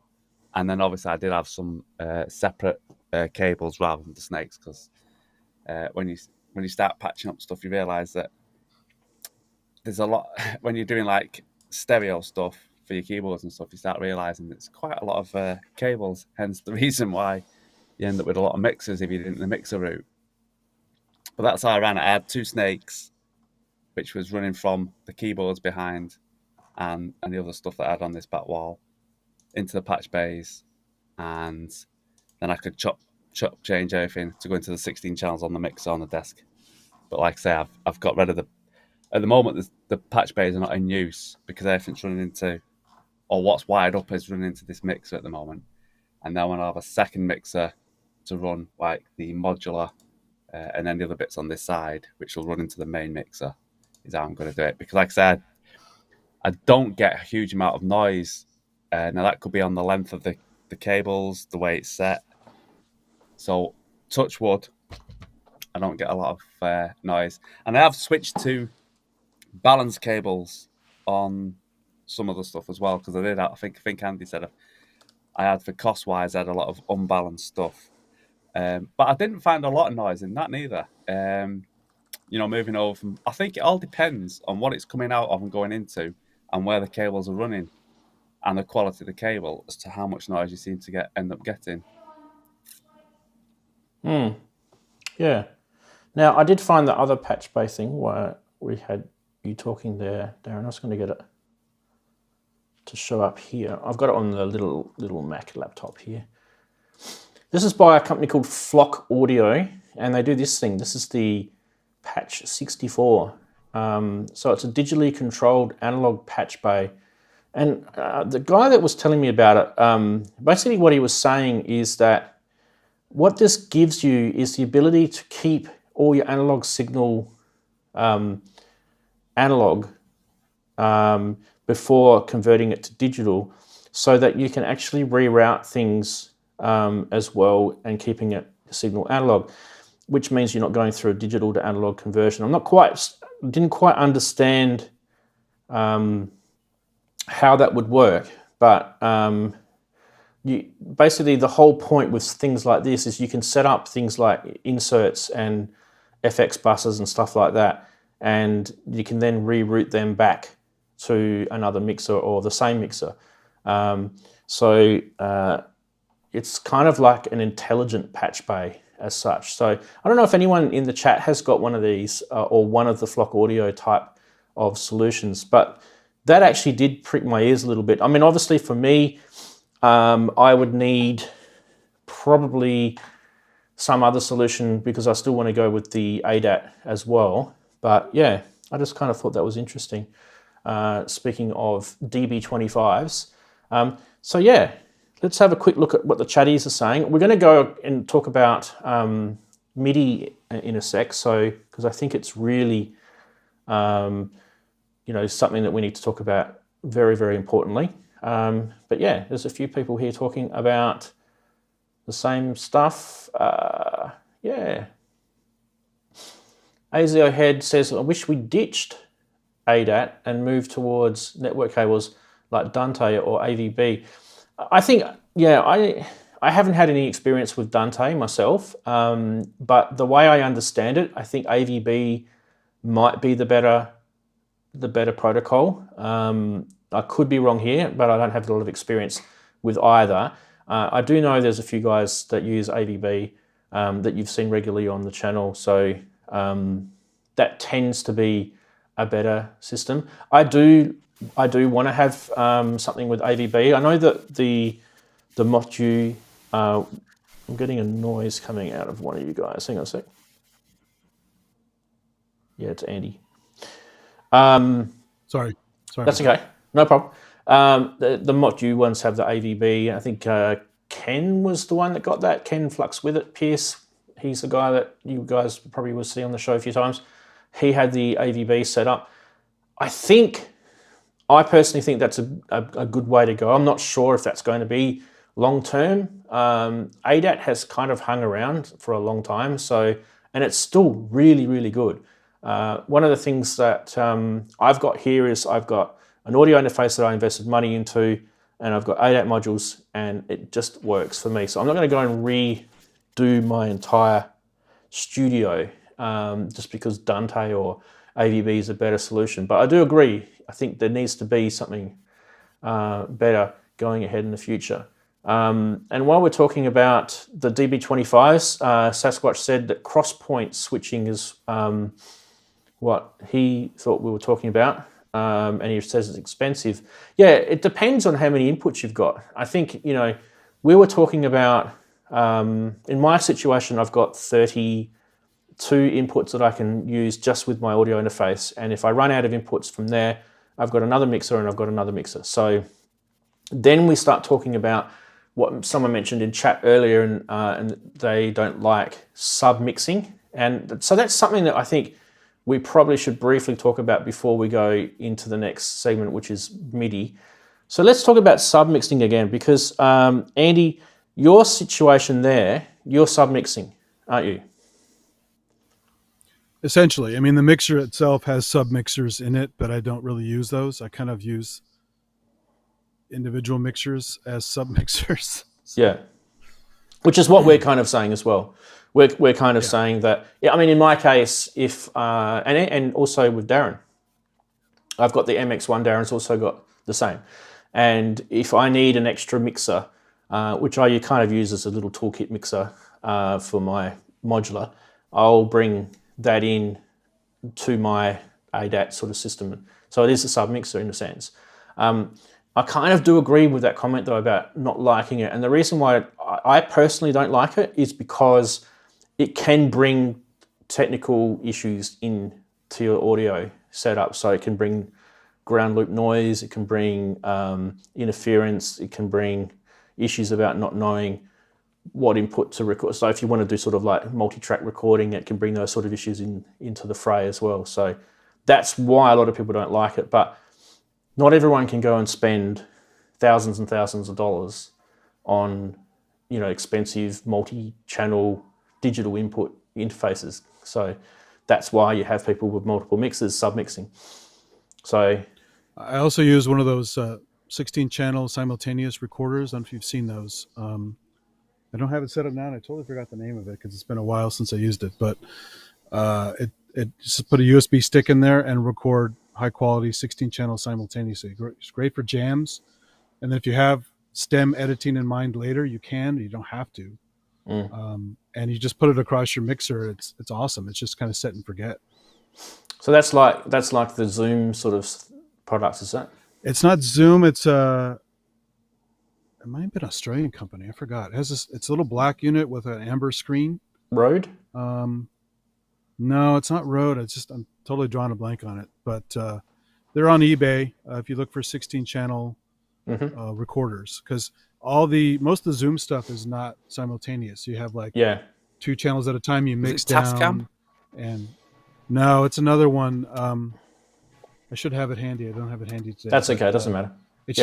It's a very cool idea, because if you like jams or you like screwing around with stuff and figuring it out later and just recording happy accidents like you do with modular or other stuff, you just sit it on record. It just record all the channels at once, and you just figure it out when you feel like it. Yeah. So I've noticed a lot of mixing desks that are coming out now have that built into them. So they have the multi-channel. It's only just starting to do multi-channel. I know before you'd have SD card mixers, but they'd only record the main out, so left and right. But now they're actually recording multi-channel, which is actually a nice, refreshing thing to see. And then you can just chuck an SD card in your mixer, press the record button, go away and jam, and you've got multiple tracks recorded. And I think those sort of things are great, definitely. So going back to the chat, Sasquatch has made a comment. Cross-point switching is how to route or switch analog signals using an FPAA or dedicated cross-point switcher. Expensive chips, yeah. So that Flock Audio thing was $2,775 US from Sweetwater. So that gives you an idea of how much they are. The Quantum was cheaper. The Presonus Quantum was cheaper than that. Eddie's saying the RME DigiFace is 309 British pounds at Thomann right now. Not too bad for 66 extra channels. Yeah, that's what I'm saying. Like, ADAT might be kind of the older way of doing things, but it really, like, as long as you've got a fairly decent ADAT module with fairly decent pre's on it. Now, I'm not saying the Behringer is brilliant, but it doesn't do too bad a job. So Midas pre's on it aren't too bad. I haven't noticed any sort of issues with it so far. So yeah, and you can use, like, those ADAT modules, you can use them with, if you've got an Arturia Audio Fuse or Focusrite Scarletts have got ADATs in them as well. So they're really, really quite handy. I think some of the Yamaha mixers also have ADATs in the back of them as well. So it's not that, look, I'm kind of singing the songs of ADAT right now, but it's not. It's just something that I'm using here. It's not the answer. Like, you might want Dante, or you might want, as Bert said, you might want AVB or something else, or DB25 might be the way you go. But we've covered a lot of those areas now. So yeah, what we're going to do now is we're going to talk about MIDI, and MIDI is interesting. Because there's a whole bunch of different ways you can get MIDI these days, and it's not necessarily through the old-fashioned DIN cable that we've all known since the 80s. Obviously, that would be the default go-to. What if you've got a lot of gear? And you can see behind me, I've got, if I go that way, you can see there's 7 or 8 synths there behind me. They're all turned on and they're all plumbed at the moment. At the moment, I haven't done any cable management with it. But there's MIDI all connected to those. I've used DIN for the moment. I'm not finished with this setup here yet, but I'm just trying a few things out, and I just wanted to see how it all works. Now, with MIDI, you've got DIN, USB, wireless, which is a whole bunch of options there. And I've forgotten what the other one was. I think that's pretty much covered it. So let's just talk about non-MIDI DIN as an option for now, because I want to talk about DIN last. So wireless is an option. One of the things that you can get, now this one's getting a bit old, is these kind of wireless type MIDI devices. This one's by Yamaha, and this is a Bluetooth receiver and transmitter. And there's also Robbie Puricelli's in the channel Fail Muso. He's fairly well rehearsed on talking about the WIDI version of those as well, which I think is probably a bit better than the Yamaha. I've had that Yamaha one for about 3 years now, so they're actually... WIDI's excellent. I use it all the time. Yeah. So if you want to sort of not have spaghetti of MIDI DIN cables going everywhere, and you've got older gear that doesn't take USB or anything like that, those sort of things are getting pretty good. Now, in terms of latency, there is still going to be an issue with latency. I don't really know how many of these things you can have. I'm sure there's technical data that Robbie would be able to tell us more about in the chat. But you've probably seen him on ProSynth Network, where he shows his studio with his synths behind him, and he's got most of his gear hooked up with those WIDI connectors. And I think it's a way to go. I mean, for me, I don't really see too much issue with the latency so far. Even with this Yamaha one, it's actually not too bad. So yeah, so in terms of MIDI DIN, if we can get that sort of technology to be affordable, I mean, obviously your DIN cable is pretty cheap these days, but if you don't want to have stuff going everywhere or in your studio, that may be an answer for you.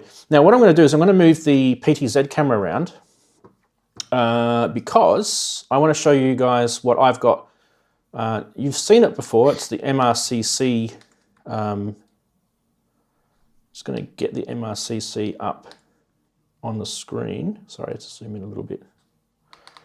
Okay. So I've currently got the MRCC connected, and the MRCC, you can see, it's a bit hard to see. I might zoom in a little bit more, see if that's better for you guys. Can you see all the MIDI DINs there? There's actually 5 MIDI DINs connected there, and they're all outs, and there's one in on the left.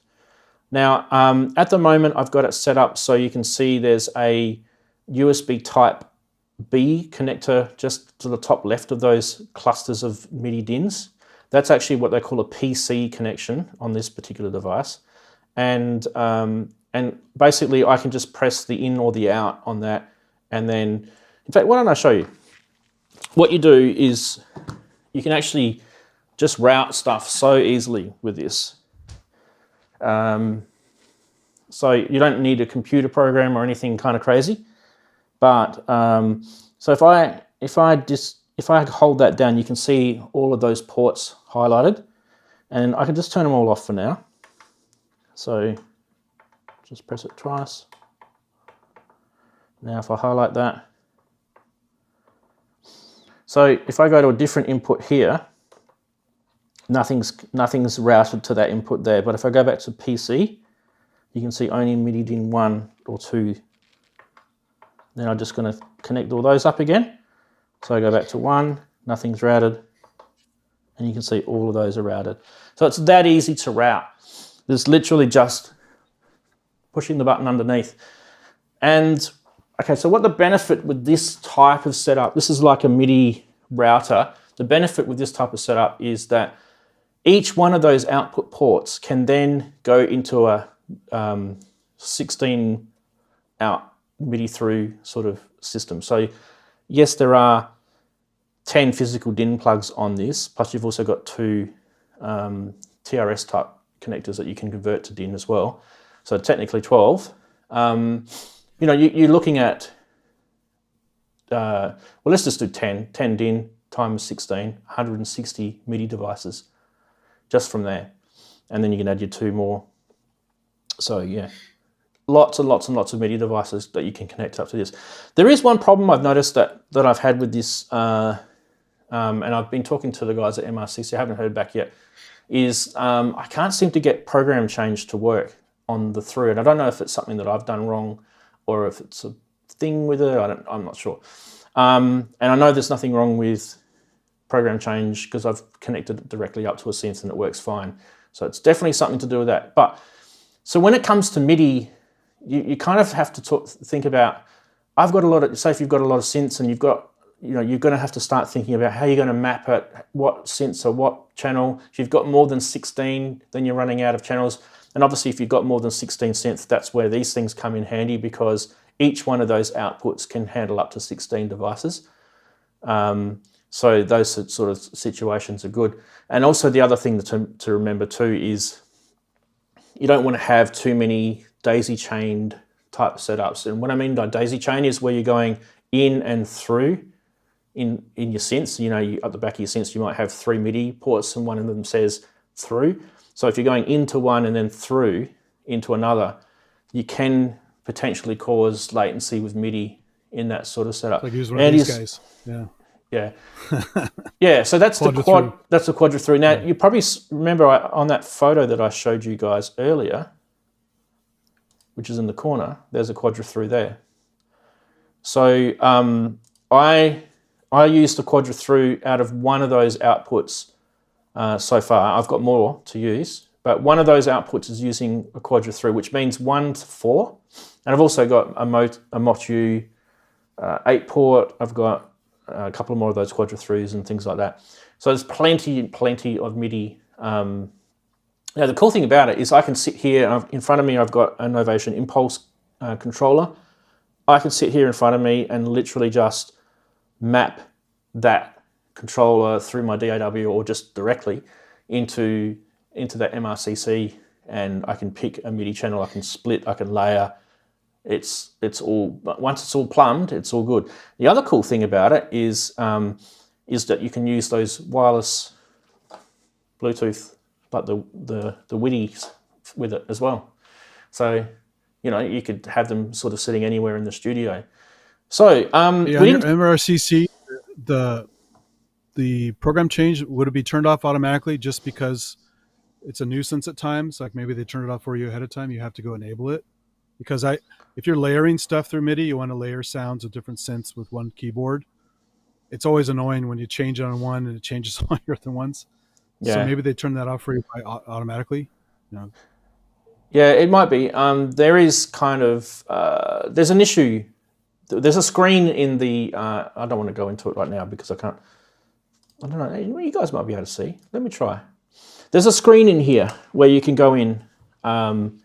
And muck around with program change, but they haven't implemented it yet. It's a TBA type thing. So if we go, I think it's in the tools. I might need to move the camera. Give me a sec. I'll move the camera. No, it's not tools. It might be settings.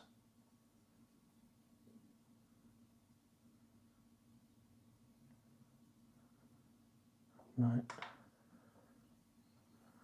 I can't find it. Extras, yeah, it might be just under extras. There it is.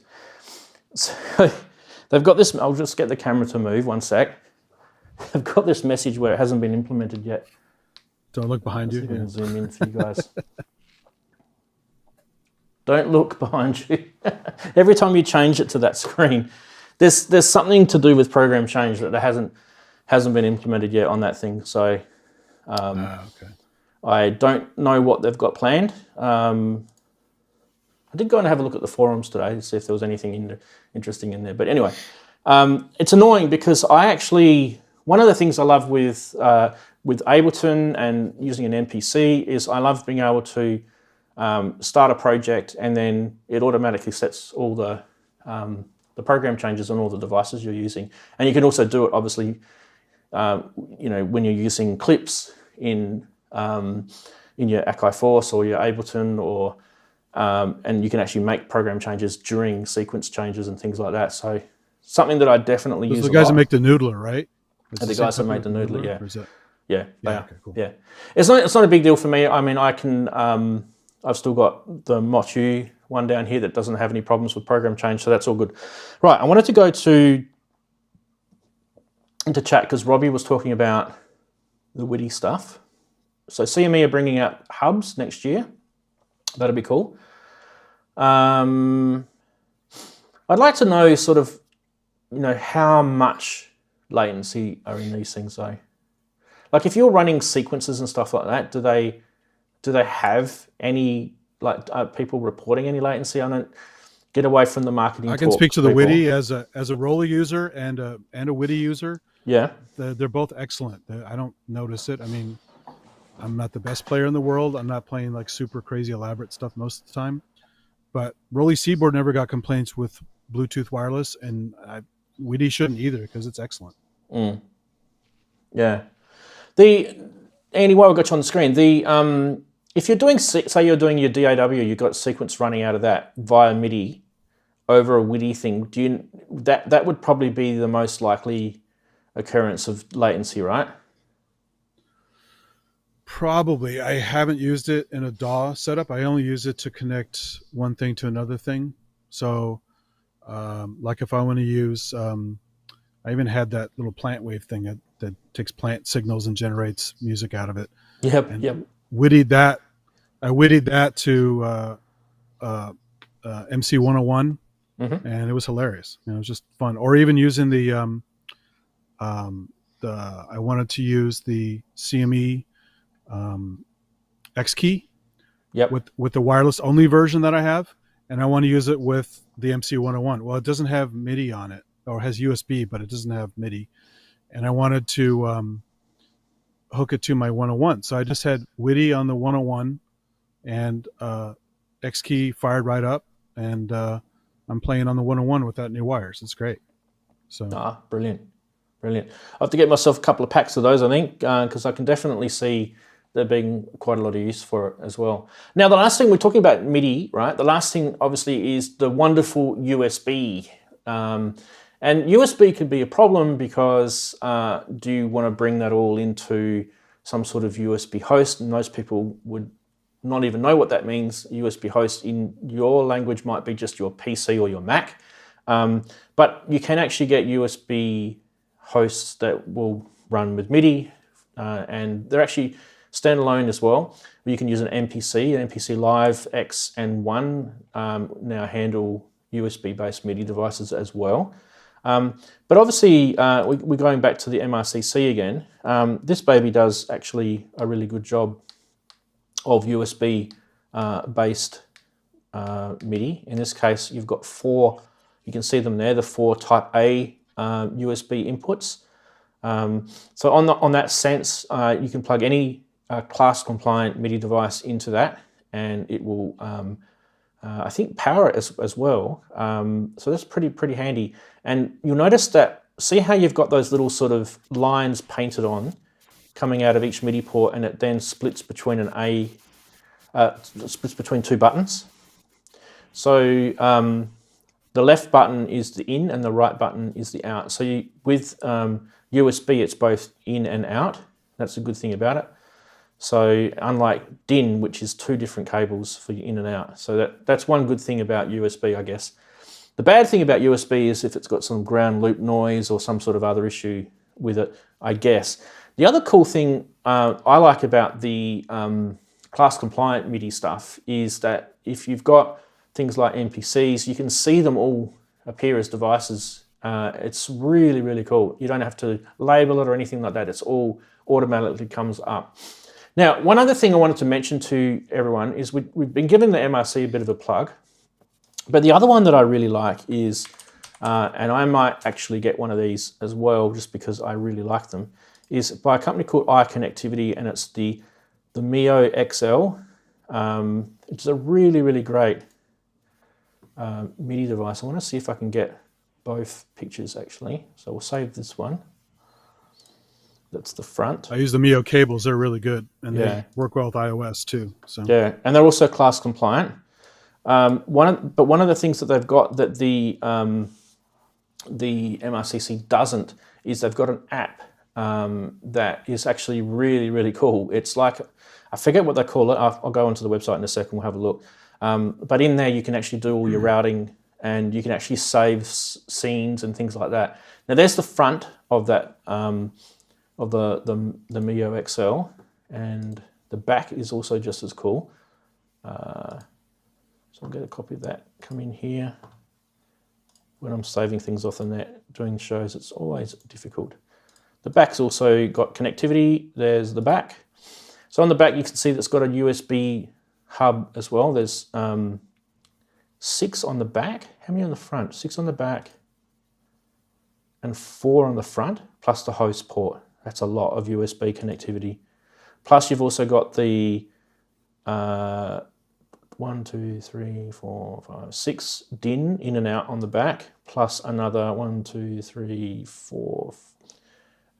So what, up to 12 MIDI out on DIN on that. So that's insane connectivity. I do want to get, when I get a chance, I do want to get the website up and we'll have a look at the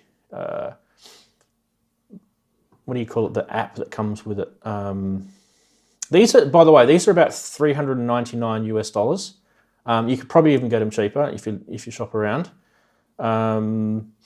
They use RTP network connectivity on it. There's on that back of the unit picture, you can see the network connectivity on the back left. And that is the actual brilliance of this. So if I want to plug this in anywhere in my studio, I just have a network cable plugged into it, and I can access that that whole routing system and app with it just over the network. And I can't think of the name of the app because I'm stupid and I keep forgetting things because I'm old. What was it called? We'll work it out later. Anyway, so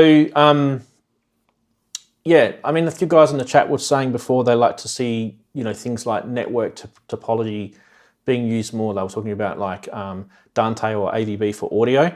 Well, the same thing for MIDI, I think, is if they can use things that you can control MIDI routing devices with networks, that's great. Over Wi-Fi or over wired, it doesn't matter. As long as that RTP protocol is actually really, really handy. And so the MioXL excels at that. It's a great name for it. We'll go to the website. I'll give a quick plug for the Kenton USB MIDI hosts. Have you seen those little metal boxes? Yeah, they're good, aren't they? I don't have one with me, but they're like a little over $100, and I've been using them for like almost 20 years. They're awesome. Yeah, they're really good. So Andy, we did talk briefly about non-PC or Mac-based USB hosts. Just let everyone know what that actually means. Like, what does a USB or MIDI host do? So, like, Roland is never really class compliant on anything. No, so as much as I like their stuff, they want to put a special driver on your computer. Otherwise, it doesn't work properly. So, for example, I don't have it on camera here, but I bought one of these little crappy Simmons electronic drum kits at Guitar Center. Has a USB port. I said, I wonder if it's class compliant. Bought it because it was cheap.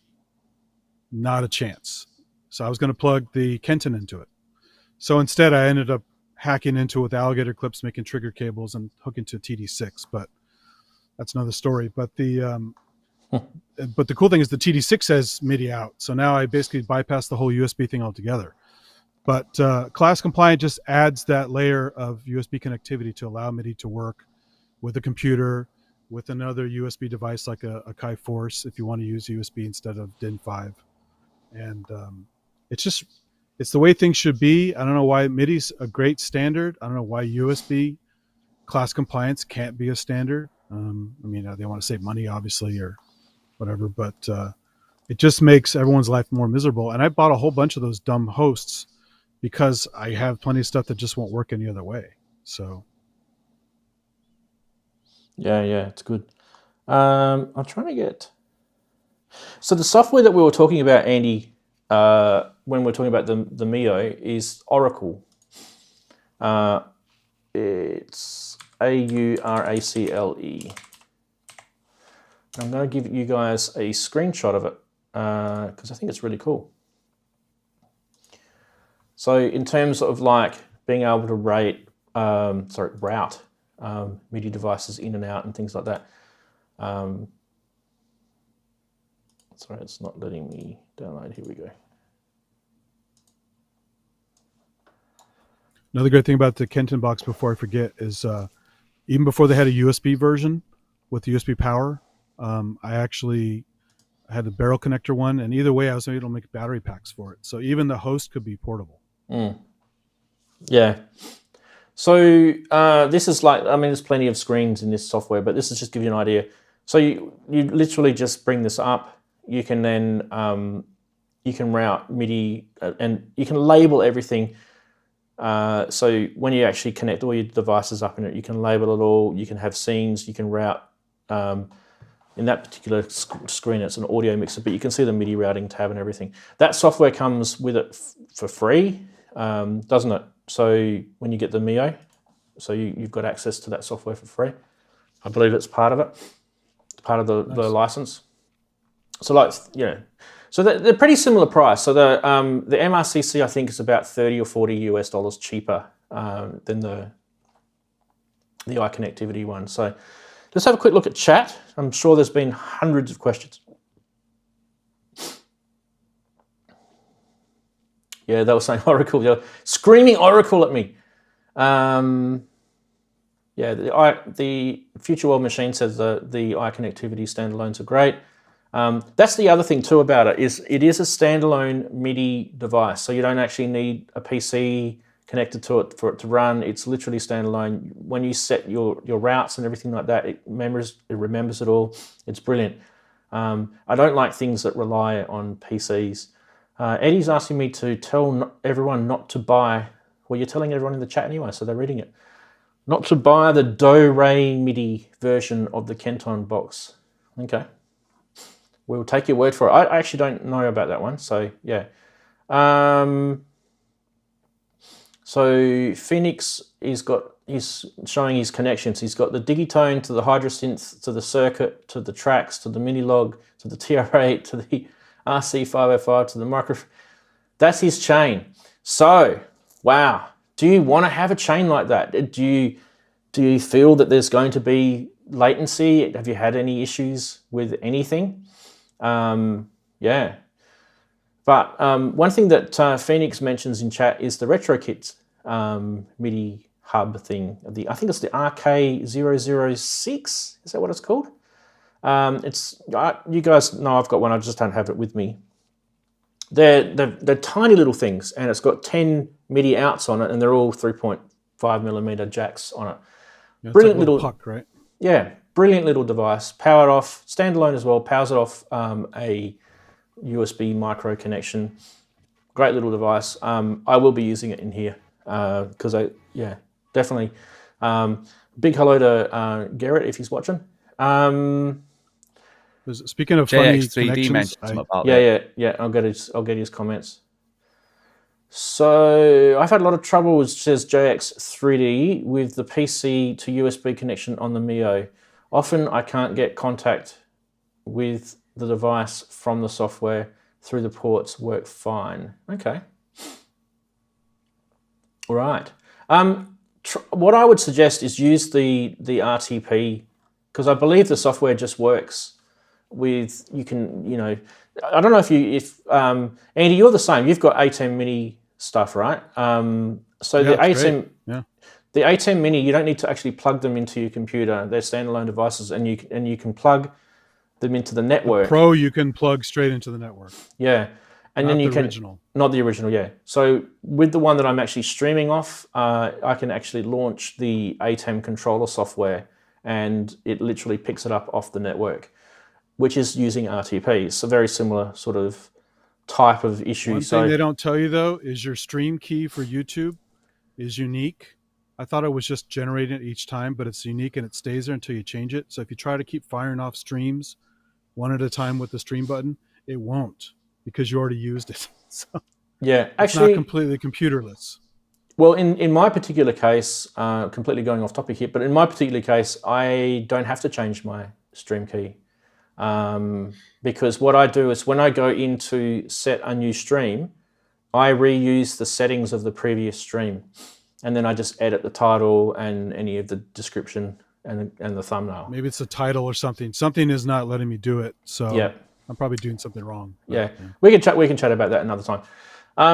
So JX3D. I'm not a Mio owner, so but yeah, definitely check out the RTP side of it, or flag down Ken Flux with it. PSE's got one. He might be able to help you. Now we don't. Okay, so what we're going to get into today is we're not going to get into things like MIDI 1.0 versus MIDI 2.0 versus issues with technical side of MIDI. All this sort of stuff is a bit of tongue in cheek. We're just talking about connecting stuff up. And one of the things that I've always been taught is that you saw Phoenix's comment before where he had a whole bunch of gear daisy chained. And that might be because that's all you can afford to do and it works. So that's okay. But the moment that you start having MIDI latency issues between the last device in the chain and the controller or the sequencer or your DAW, that's when you'll start to think to yourself, well, it's got to be related. And one of the biggest gotchas with using MIDI through daisy chains is some of the MIDI devices that you buy, or synths or whatever, don't actually have a proper MIDI through. They have what they call a soft through. And what a soft through is actually, there's a bit of software in the firmware of that device that's literally retransmitting the MIDI that's coming on the in to the soft through port. And in that case, there's always going to be a latency because it has to read it and then retransmit it. And however long that little controller processor has the ability to do it, it's always going to be an issue. And usually the ones that are dead giveaways are the ones that don't actually have a physical through port on the back. To me, they're usually a dead giveaway. So, and then you go into your system settings on that device, and you'll notice that the out port, I should say, can be configured as an out or a through, and that usually means it's a soft through. So beware of those, definitely. But Phoenix is saying the only device I have latency on is the Micro Granny. It's very strange.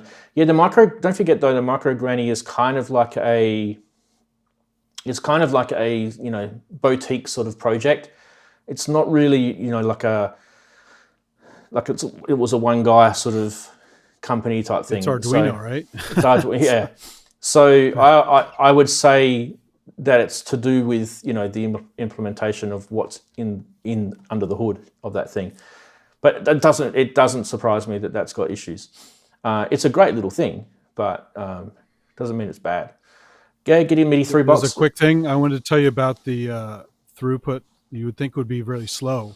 I have that Orba thing. The new Orba looks like a little with the pie pieces on it, the little ball, a little puck kind of thing that you can play with an app, but also submits MIDI and Bluetooth. So I actually was able to Bluetooth it to my phone, use an app to reroute the data to the USB out to a Mio through the camera connection kit to the Matrix Brute, and there was no latency at all.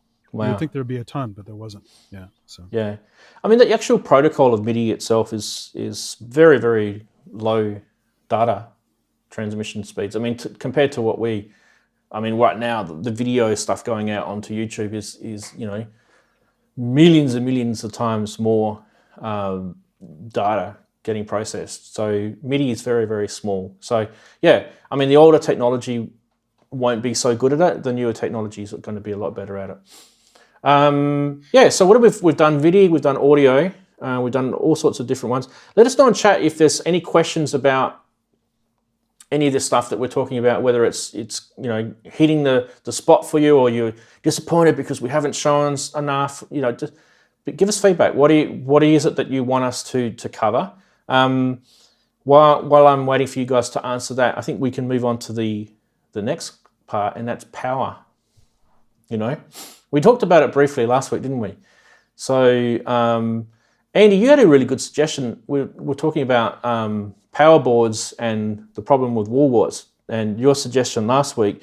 I won't steal your thunder. I'll let you suggest how to get around that. Oh, well, I mean, I'm always using extension cords for everything anyway. So you can buy just really cheap little extension cords that, if you have, sometimes you have an odd 3-prong wall wart. They're not very common, but you can use the 2-prong to 3-prong adapter and then put it into or just a regular wall wart with the 2-prong, put it into a cheap short extension cable, and then it terminates in a nice thin 2-prong cable, and you can fill all your strip ports up with simple little ports, little plugs.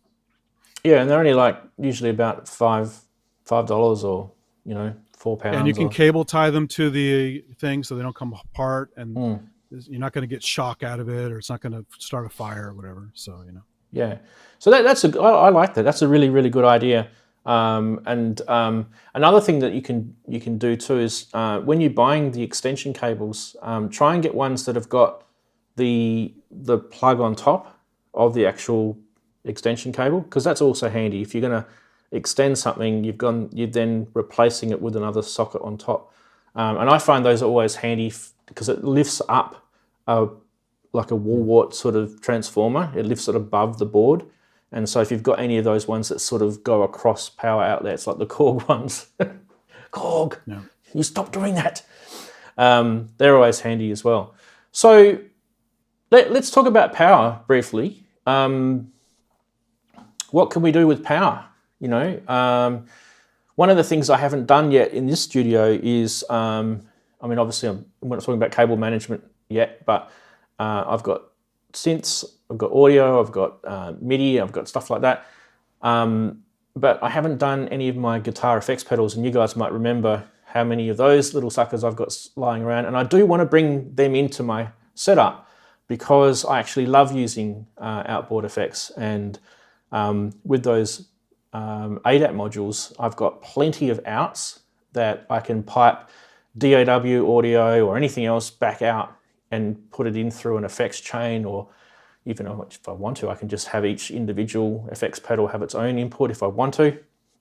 You can do things like that, or you can have a bit of both. So one of the things I do is I get they're like sort of power bricks that you can get with multiple input DC inputs on the front. I'll grab a graphic for you guys to have a look at in a sec. The better ones to go with are usually the ones that have got some sort of power filtering in them. So the one I've got is called I think it's called One Stop Power Board. I forget, it's One Stop, or I don't know, True Tone. Yeah, let me find it. True Tone, I think it's called. I should probably just go and grab it. True Tone One Stop Power Board. Here we go. I found it. There it is. That's the exact one I've got. Beautiful. I don't have to go and grab it. I haven't actually set this up yet, so this is something that I will do very soon in the next couple of days. But I don't know whether this is the best thing out there or anything like that. This is just what I've bought. This thing. So it's literally one mains connection on the back, and there's actually a few dip switches on the back too, which you can muck around with some power settings and stuff. So it's not just so see how it's got in some of those outputs, it's got 3 voltages written there. So it's, for example, it's got 2 voltages. It's got 9 volts or 12 volts. So you can actually configure them to be either or, which is actually pretty handy. And the other thing about this is it's pure isolated power. So, which is really, really important when you're doing multiple powers across power boards. And you might think to yourself, oh, why don't I just get, I don't know, one of these things which just daisy chains a whole bunch of cables together. So there are plenty of those out there. Yeah, and they probably do the job on a cheap way of doing it. I'll show you a picture of that. One Spot even makes those. They're pretty nice, actually. Yeah. They do tend to bring ground loop noise issues in if you do this though, but not necessarily. If you do things right, you can get around it. So there's one that is daisy chaining the power across. And don't forget, those guitar pedals, most of them don't use a lot of power at all. They're very, very low in the amperage side of things. So you'll notice on the back of this, they're actually really low amp readings, like 100 milliamps or 250 milliamps or 500 milliamps. There's only usually a few exceptions to that guitar pedals need more power. Like usually the Strymon Big Sky, or I found those Roland DD500, the bigger ones. Those sort of pedals needed more specialist power. But for most of the power requirements. I found all the standard Boss and Behringer and all the other. I'm having a mental blank with all the other pedal brands right now that I've got, like EHX. Sorry, I was thinking of. They all work beautifully with this, and I think I've even got the Moogafogers working on this. But with the Moogafogers, I had to reverse the polarity, so I had to use a polarity reverser because I think they're center negative or center positive. Forget which one they are. One of them's by default. Anyway, this thing, when you get it, comes with a whole bunch of connectors as well, which is actually really handy. Do you guys use anything like that? If you're going to have all your sort of pedals together in some sort of, connectivity thing in your studio, is that something you guys use? What are you using, Daren, with your pedals? I know you use a few pedals. I need to set my pedals up now. I was thinking of doing an actual separate pedal board underneath, you can't really see from there, but underneath this mixing desk. So I can do inserting the pedal board in and out for whatever effects I want. So that's what I'm thinking of doing. That's sort of one of the jobs on the list to do. That and MIDI up, because I'm thinking of probably going maybe Bluetooth MIDI. I don't know. But yeah, so no, that's what I want to do. Put my pedals on a pedal board underneath. I have a small. It's only a cheap. I don't know what it is actually. A really cheap one.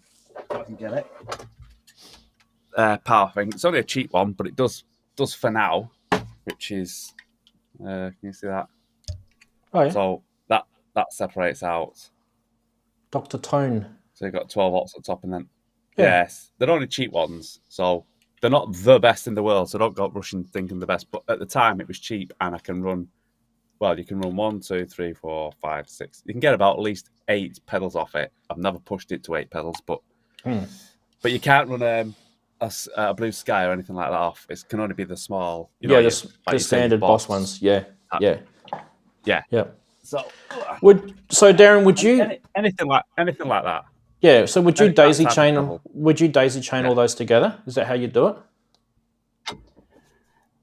This is what I'm actually in the thought process of seeing what I want to do. I mean, in one way, I want to have them separate so that you can just sort of say run an overdrive on one and say an effects unit on a different synth, or whether to run as an actual sort of like ambient, like an ambient rack, for instance, lots of reverbs and delays and distortion, and as it just has one pedal board set like that. So I'm not sure which way to do yet. Thanks, Robbie. I'll look into that. He's got on about the WIDI, which I was looking at. MIDI WIDI. Oh yeah, that's cool. Yeah, so I've not decided exactly how I'm going to run these pedals in my setup. It's something that's ongoing. I haven't found what was going to work for me. Yeah.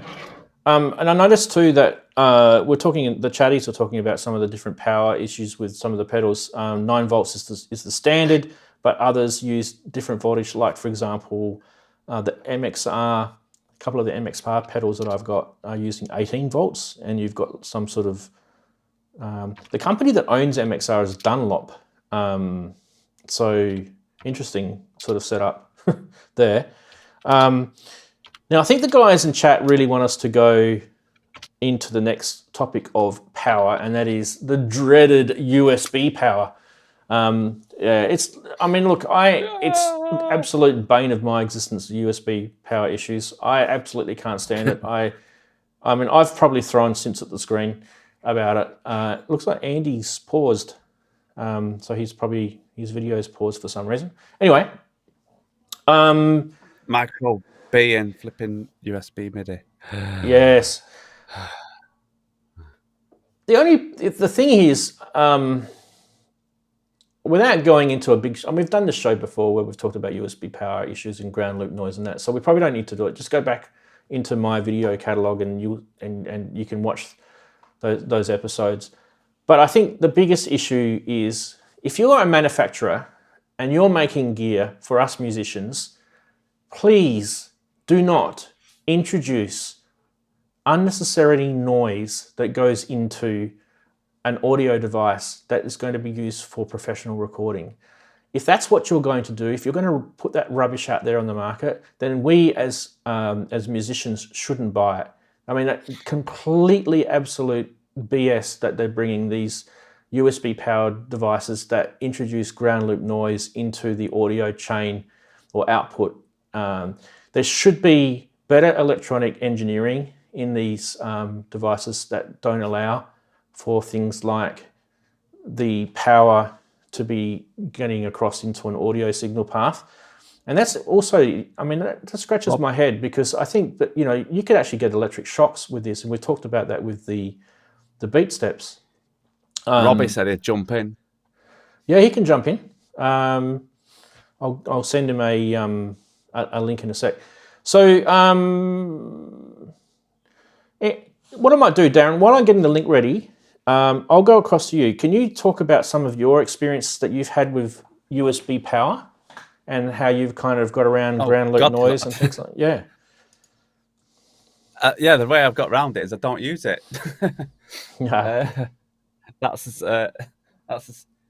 all my. I don't use anything, I don't think, with MIDI power that I can think of. Not for audio anyway. Other than MIDI controllers, I think I don't use it. It's a bit hard to talk to. Like you say, it is such a pain. I mean, I can sort of see if you were sort of doing mobile, USB power might come in handy if you've got a small setup. But on the whole, as a pro, like you say, as a pro power source, it was never meant for that. And I think someone said in the chat, look at all the gadgets you can get that are USB powered, which is just crazy. It's just it's just something that I wouldn't use. I mean, like I say, I don't use anything audio-wise MIDI powered if I can help it. And if I do, it's only for, I might plug it in just to record some sounds, and I'm not worried about if there's noise behind it. Other than that, it has to be either a wah-wah or a fully powered device. Yeah. Hope I've babbled on a bit. No, that's perfect. I've sent Robbie the connection information so he can come in when he's ready. He just needs a browser and he can come in. Andy looks like he's paused anyway, so we'll see if we can get him back. I did get a message. Oh, okay, that's cool. Beautiful. Right. Yeah, so look, ways to get around ground loop noise and all that sort of stuff. I don't really want to make this show about that. I think that's a different show. But one of the really good handy products. I think we did a ground noise loop thing. Yeah, is to get those DI boxes, the ground loop lifters, the noise lifters. They always help. So I've showed those the radical technology ones. They're always pretty good with the Jensen transformers in them. Anything that will lift the audio and power sort of differences, and they use things like phased connections and stuff. But yeah, at the end of the day, you're going to be looking at ground loop noise. You just have to sort of look at power supplies and not sharing the same power board and all sorts of stuff. So don't get too bottled in it. We'll cover that in a different show again down the track. I'm getting messages on the book. Okay, he's in, but he's not in. Is he trying to do it? Is he trying to do it Wi-Fi or Bluetooth? Should I say? It's sending our reply to initiate the call, so we'll see what happens. Is he trying to do it with Witty? Yeah. Witty. Okay.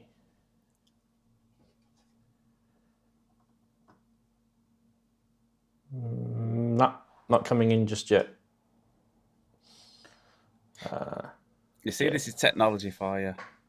Yeah, I'm just watching the call connection thing. Just try it again. He's disconnected. He's trying again. All right. Things work well when they work, and when they don't. I can see if he's coming in. Let me just go to here. Sending our reply to initiate the call. Interesting. Let me go to here. And I'll just put Robbie in instead. That's where Robbie will pop up where Andy was. Actually, no, I won't do that. I'll put Andy back. And I'll put Robbie there. So Robbie should pop up in the bottom corner. You've got rid of the chatties. Yeah, they'll be fine. They'll live. Just Robbie, reconnect if you need to. It's saying that you're connecting, but it's not doing anything more than that. It might be a network issue though. Right, okay. While we're waiting for Robbie to come in, if he can, he can. If he can't, he can't. We'll just do our best. Where are we up to? We've done power, MIDI, audio. Now managing like the ways to kind of make it look neat. And that's the kind of next step for me is how I'm going to make it look neat. Now, I did talk about this last week actually, briefly. Sorry. Good old IKEA. Good old IKEA. These things are good. This is just for your home studio. It's nothing really sort of fancy. So these things are called the Signums from IKEA. There you go. And they just screw up underneath your desk, and you can put any like power boards on there if you want to. You can cable tie cables to this. You can have cables running down one side, separate your audio with down one side and your network and your power or whatever. So these are handy, and you can unscrew them and lift them down. They've got little screws just here, and that part that screws into the underneath your desk. So they're pretty handy. And the other thing I use, and I don't know if I've got one here. No, I don't have it in front of me. Is this little double-sided tape, little pads that have got a little plastic square, and then you can pull Velcro or a cable tie through. And you can just buy those at any electronics store. And they're really, really, really handy. And Daren, you're going to show something? No? No, I was just sorting some cables out, actually. Oh, yeah. I was just connecting the keyboard was on charge. So what I like to do is, if you look at, that's a really good, that way. See all that mess there, So I don't want to have all that hanging down like that. I don't want the power board on the floor, and I don't want all that stuff, because that's a mix of audio, MIDI, and power in there. And there's also a network, you can see the blue network cable as well.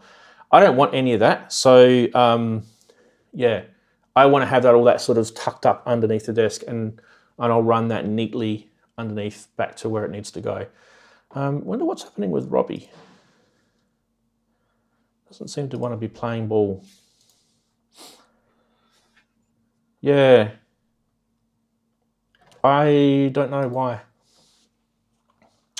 Use Google Chrome, Robbie. That might be the issue. Yeah, is he on a Mac? Yeah. Is he on a Mac? Yeah, I use Chrome because, if you remember rightly, it doesn't work very well with Safari. Depending on if he's got I'm using Chrome now. He says he is. Okay. I don't know. It shows. Yeah, I really can't tech support a video call during the show. It's really impossible to do. Yeah. I don't know. It should work. It's using WebRT. So as long as your browser supports WebRT, it should work. Unless you've got sort of antivirus software or something running on it, it may stop it from working. Yeah, try that. Now, chatties. While we're waiting for, I'll keep an eye on the screen. Yeah. So chatties, did they ask any questions in the chat? I can't remember. Let's have a look. Well, someone mentioned, I can't see what it is now. I've lost it. Damn. Oh, we lost, I just got the message from Andy. We lost him because he had to go to a meeting. he's actually got a work thing. So I'll put chatties there. Okay. I think someone said whether to make it too neat or not too neat for shuffling things around. You know, if you've literally cabled all your wires up, completely fixed them away and it's all neat, but if you need to move things around, then that becomes a bit of an issue. I'm sort of in the I'm in the sort of like neatish, but not going to your sort of standards where you've got like everything taken away under the desk and everything. Because obviously being in a small room, it's a bit pointless trying to make things too neat or trunk it underneath. For me to then take, say, for this synth out and go, oh, I've got to take the trunking and get to the back of this because you've got a lot of room to move around in your studio to climb under things, whereas I haven't. So I like to keep it neat, but not sort of tied, you know, not trunked up or tied out of the way that you can't get to it. Yeah, I get what you're saying.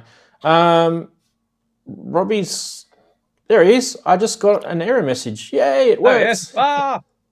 Hey! What error that he's popped on, or? Yeah, I just got an error message and then he all of a sudden just appears. How are you, mate? So yeah, I'm good. I was using Opera. That's my kind of standard browser, and I moved to Chrome, and it wasn't working on there. Now I've tried it on Firefox. Thankfully, I've got that still installed, and it works. Here we are. Fantastic. Yeah. There you go. Look at that. Beautiful. Hello, Robbie. So, how you going? Let's go full screen, Robbie. Which I think is it this one? Look at my hair. Right, I would just like to say that I do have other T-shirts. This is what I was wearing last night for our show, and it was the first thing I kind of grabbed off the chair this morning. It doesn't smell. I do wash. And my hair is like... Robbie, you should have said you've got a few of them T-shirts. I should. Yeah, I actually have got a wardrobe full of that kind of stuff. Yeah. Yeah. Good to have you on. Anyway. Good to have you on. So you are wanting to make some points. I think obviously WIDI is a big one for you. Yeah, well, there was WIDI and there was this USB power thing, and I just thought I've had some really terrible issues with USB power. I mean, I hate it with a passion, and I wouldn't go out and buy something if there was another option. But I got the Uno-Synth desktop, the Pro version. And one of the things that they did with the original Uno-Synth and Uno drum was that they had a combined USB power and MIDI port at the back, and it was that micro USB. It was bloody awful. And of course, that introduced a whole bunch of ground loop noise. So that's why I went out and bought a whole bunch of these things, little ground loop isolators, which work. But why should I have to spend another sort of £8 or £10 on something like that? And so when they brought out the Uno-Synth Desktop Pro, I noticed that on the keyboard version, they got a proper wall wart power, which is fine. But on the desktop version, they'd added, instead of having a mains power socket, they'd added a second USB micro port and used that exclusively for power. And there was a second USB micro port for data. And not only did it not limit noise issues, but it also presented a huge bunch of problems because the Uno-Synth Pro desktop is very fussy about how much power it receives. And in the instructions, it says 5 volts, 2 million, 5 volts, 2 amps, or 1.5 amps, or something like that. And I've got powered USB hubs. I've got powered USB. I've got like these little tower things with USB ports on the bottom. And they're supposed to output 5 volts, 2.1 amps. But with everything that I tried to connect it to, the Uno-Synth Pro just didn't like it and either wouldn't power up, it would make weird noises, or it would go out of tune after about 20 minutes. Wow. And in the end, the problem wasn't so much the power source, it was the type of cable. Now, there are some USB cables that are exclusively for data and not for power. And there are some that are exclusively for power and not for data. And then there are some that are for both. And so I had to go through a whole bunch of USB cables to find one that worked. And I found one finally. But of course, I wouldn't have had to go through any of this if they'd have just fitted a goddamn normal power socket on the back end. So my word of advice is, if you're buying anything that is USB powered, if there's an option to not have that, go for it. But if you're having issues, try the cables, because you might go through a dozen power supplies and have all sorts of different issues, but it might just be the cable that's the issue. Yeah, always change the cable. That's a good one. When you're talking about those USB type power hubs, this is kind of one that I use. It's like a stack of 2 amp or whatever they are outputs. Yeah.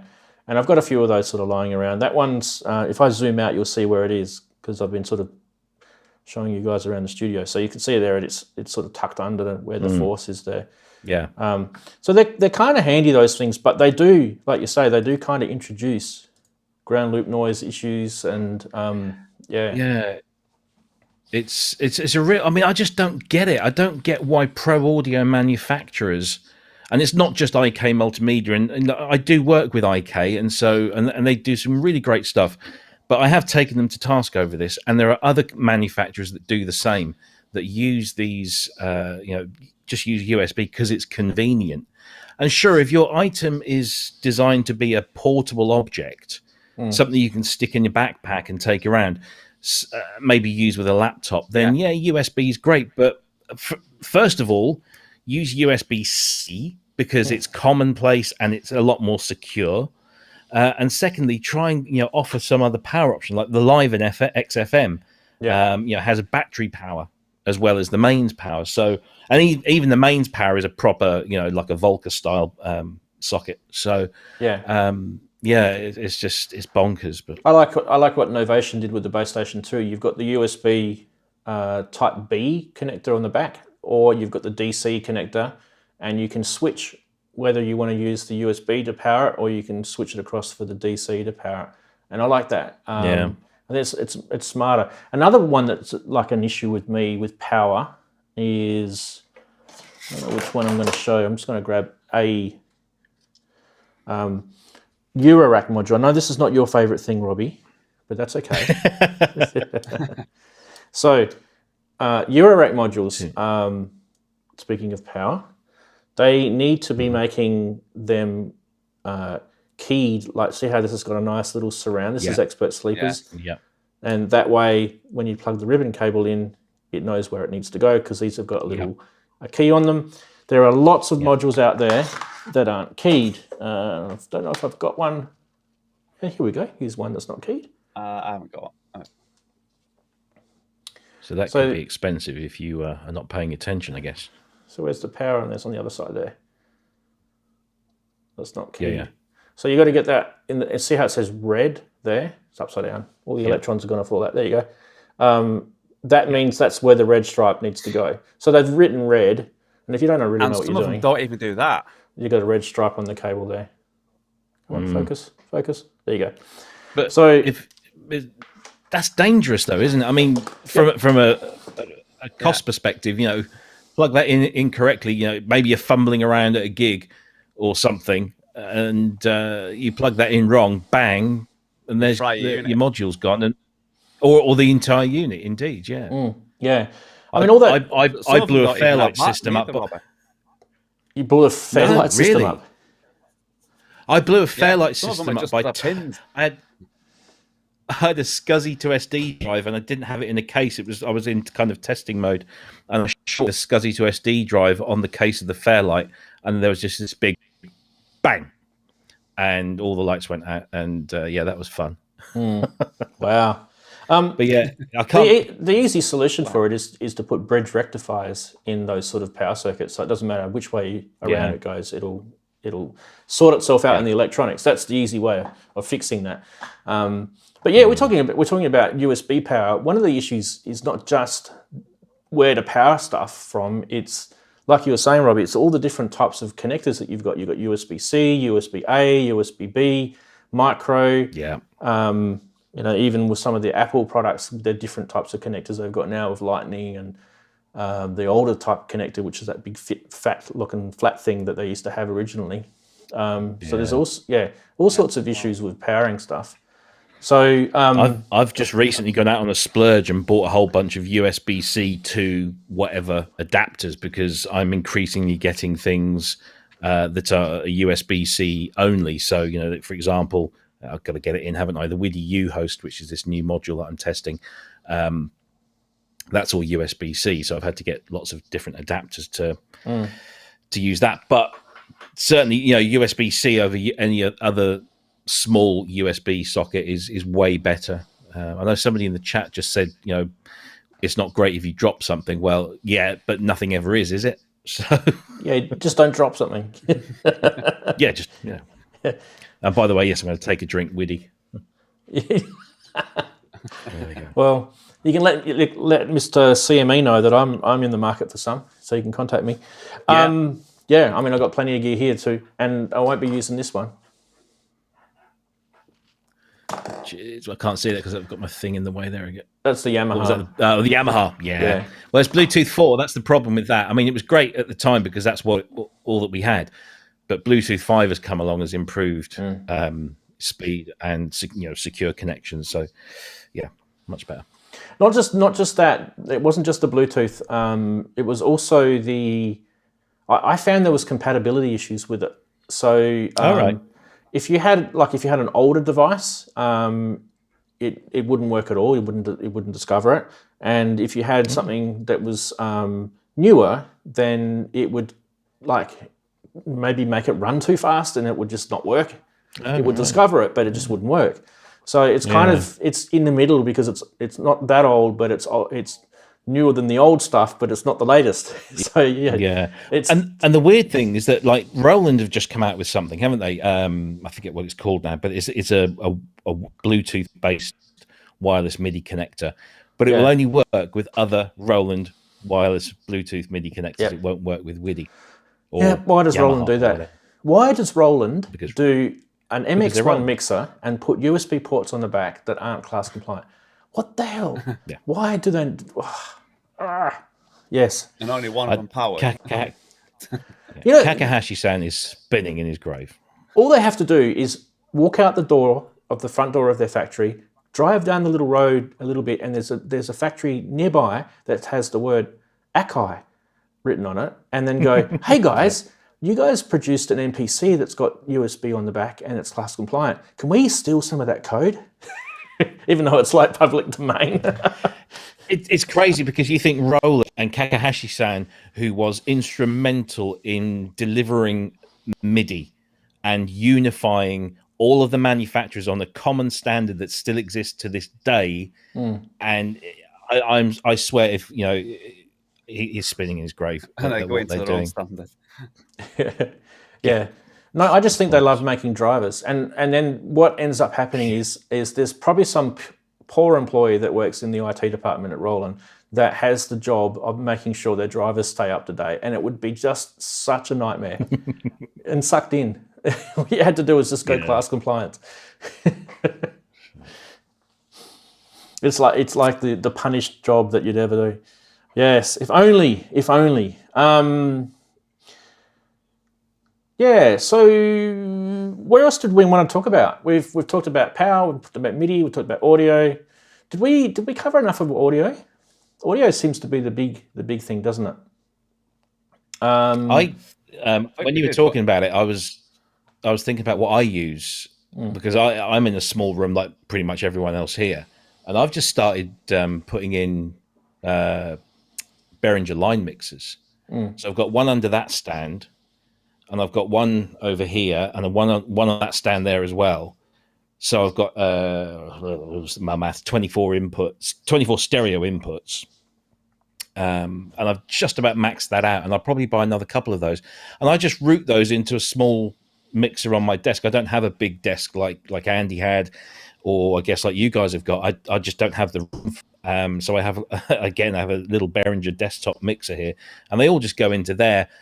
And if I need to record something, I'll just, most of the stuff is pretty quiet, but I'll just mute the channels that I need to mute. It's a manual job. I can't do it from the desktop, but it's cheap. And you got to say those Behringer bits of outboard are, pretty good. Yeah, for the price. I mean, 75 quid for a line mixer, 8 stereo channels. So we did talk briefly about submixing, and that's kind of what you've got there. You're submixing into a bigger mixer, and then that. Yeah, and that's what I'm doing. Yeah. But actually, absolutely nothing wrong with it. That'd be quite handy, actually. those Behringer line mixers would be perfect, actually. I could use one over there on my 19-inch rack for all my modular stuff, which can then, everything can all be run to the big main mixer, and then one up at the back here, stuck in that rack. So it saves, like Robbie put it, saves having to run tons of cables across everywhere when you can mix it in that one area. Yeah. At the moment, I've got 4 stereo cables just coming into my desk. That's it. Eddie's asked a good question, and it's actually something that I was thinking about today. He's asked about using the output, the stereo output of your synth. Can you just use the mono output? And a lot of the older synths will have, you'll see it written on the back. It'll have stereo left and then / mono on the left channel, and then right will be stereo. So it's the way it's wired inside. If you just plug a mono cable in, it will merge the stereo feed onto a mono cable. So you're actually getting the left and the right all merged into one. Whereas if you plug the left and the right separately, it obviously will do it properly. Now the question, there's kind of 2 questions there, isn't there? Is it good enough just to have a mono signal and bringing that into your mixer, and you can always pan it, you can always do that? Or is it better to actually give the synth what it was designed for, and that it's all its built-in effects and its beauty of, the proper stereo signal should go in and you should record both the left and the right? What do you guys think? If a synth has stereo output, use it. Crikey. I mean, why wouldn't you? Because so many patches in that synth will be designed to use the stereo outputs, and they'll be, pinging the sounds all around.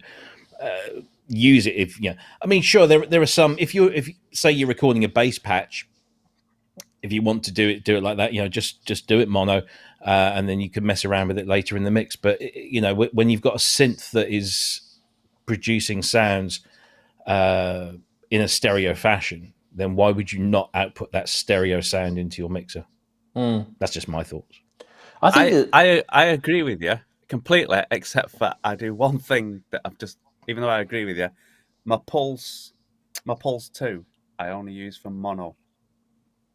Mainly because it was at the time I didn't have another input, so I use it as a mono. But that's the only one. The bass Pulse 2 is the only one that I actually use the mono, even though it can do stereo. So have you missed on it in stereo? Because you just use it for bass? A major problem. Yeah, is that just because you use it for bass? It's just basically a bass. Yeah, so there you go. That's the only reason I do that, because at the time I didn't have another. But yeah, I agree with you. Everything else, if it's stereo, it's plumbed in stereo, because, like you say, there's different nuances coming from the other channels, and when you've mixed them into a mono signal, you're not going to get that back, no matter what you do. Yeah. Generally speaking, a lot of the people that would only use the mono input from a synth that has a stereo output would probably be turning off all those effects and stereo-based things. Yeah, if it's a raw sound, yeah, and they'd be using. Or you've only got a small mixer and too many synths to go into it. You'd start off that way. Yeah, I mean, when you look at the stuff that's behind my head there. There's the System 8, there's the TR8, there's the Novation Peak. They're all stereo. Even I think the Minilog stereo as well. So they're all stereo-based synths, and they just start using up so many ports on your mixer. That's probably the issue with them. So if you're doing ADAT, you've got to do things like you've got to go into the actual interface setting and pair 2 channels so that it actually behaves like a stereo channel as opposed to 2 separate mono channels.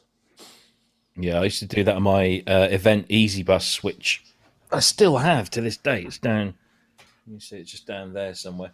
It's came out about 2000, 2001. Do you remember Event? Blimey, I don't think they exist anymore. I do. And they brought out this thing. It was an 8-channel mixer, but it had something like 24 inputs, so you could have multiple inputs per channel, and then you could just pick and choose what you wanted. It was really great. It was proper hardware, but it was USB 1, and when I bought it, it touted itself as this 3-in-1 device that was hardware mixer, software control surface, and USB audio interface, except USB 1 just wasn't up to the thing, and after about 6 months, they dropped all support, which was really bad. But I still use it as a hardware mixer, and it has ADAT on there. So it's like a 20-odd-year-old device with ADAT inputs and outputs.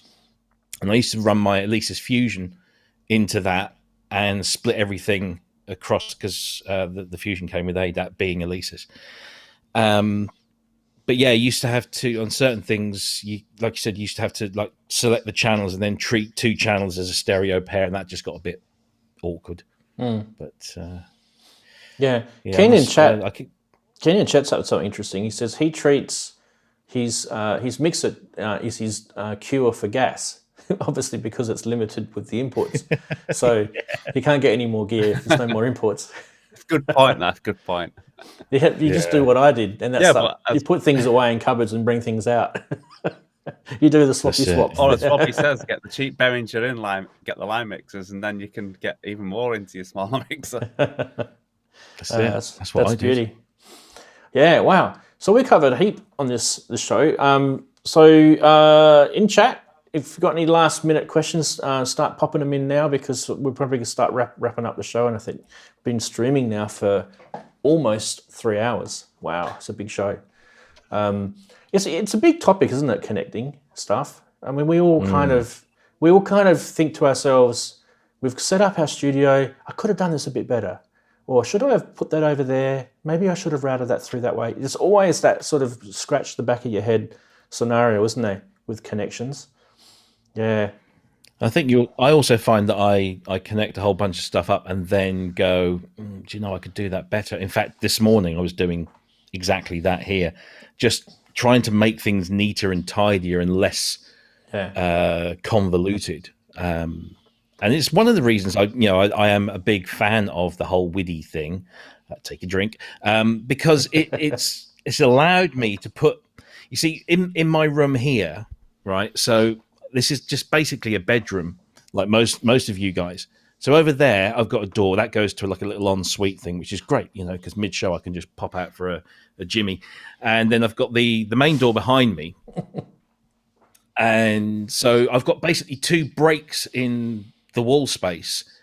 And as you can see, I've already got wires going across there. So I have to make sure I don't trip up, you know, when I go to the bathroom.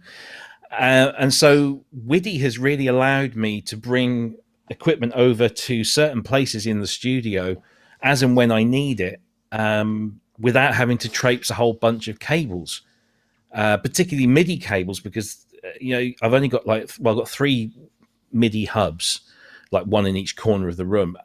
So to have something like on my desk, I'd have to run cables across the floor, and I just plug a WIDI master in, and boom, it's there, it's connected, and away you go. So unfortunately, there's no such thing for power or audio, or certainly nothing that would give you a decent amount of quality. So that's why I'm a particular fan of those, because it's just convenience.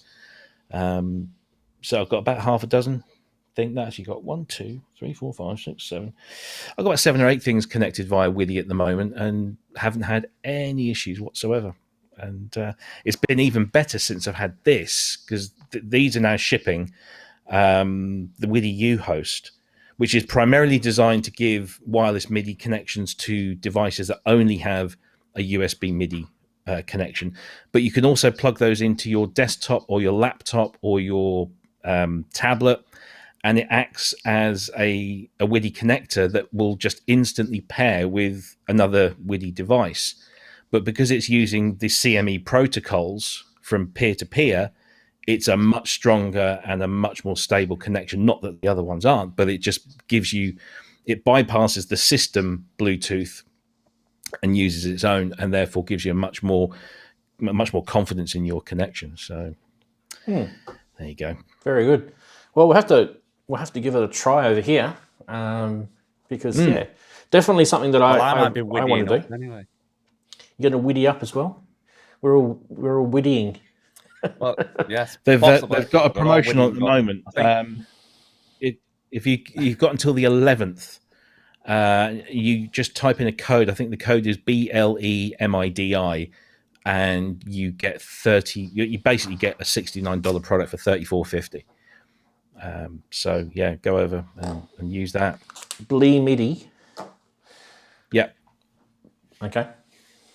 Beautiful. All right. No other questions came in. We covered a lot in in about 3 hours. I think been a great show. Been a great show, Rance. Well done. Yeah, it's hard doing these shows because you kind of. I mean, I'm limited to knowledge about this stuff as well, so I can only say what I know, and then the rest of it's kind of up to you guys. It's good having people like yourself, Robbie, come on, and Andy, who came on earlier, share their knowledge, and obviously Daren as well. And especially with guys like yourselves who have recently gone and reconfigured your studio, that sort of information is still pretty fresh in your mind. You know, like if you look at Daren's, he spent ages putting all that back together. There were sheets on the wall for many, many months. Yeah. You know, and now he's got it's like a flight cockpit now, isn't it? It's like he's a pilot. Yeah, you can't see it so much with a camera actually.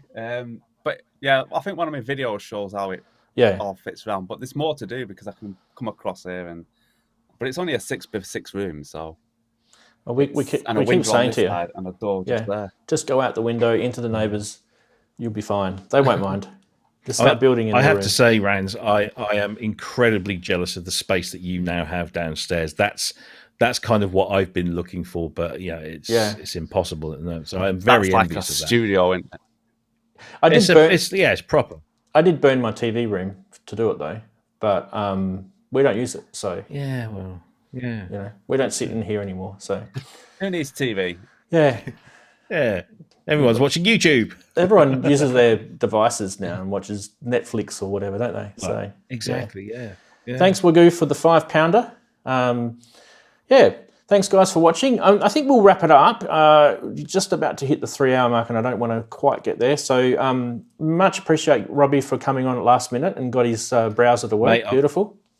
I was here watching and enthralled and really enjoying it. And I thought when I saw Andy pop out, I thought, well, you know, I might as well just throw my hat in the ring. So yeah, and thank you for giving us a plug at the beginning of the show as well. Really appreciate that. We try to do it every week too. Sometimes we forget, but we try to do it every week. And also, watch the show. Watch yesterday's show, mate. You'll love it. I did. I'm going to be watching it tomorrow because it's almost tomorrow my time now. So I'll be watching it tomorrow. I'm still fan. I always watch it on catch up. Yeah.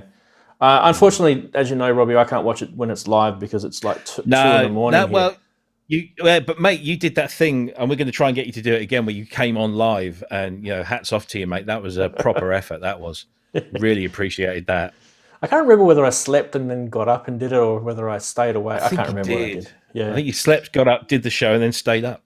It was crazy. I was feeling like a zombie the rest of the day.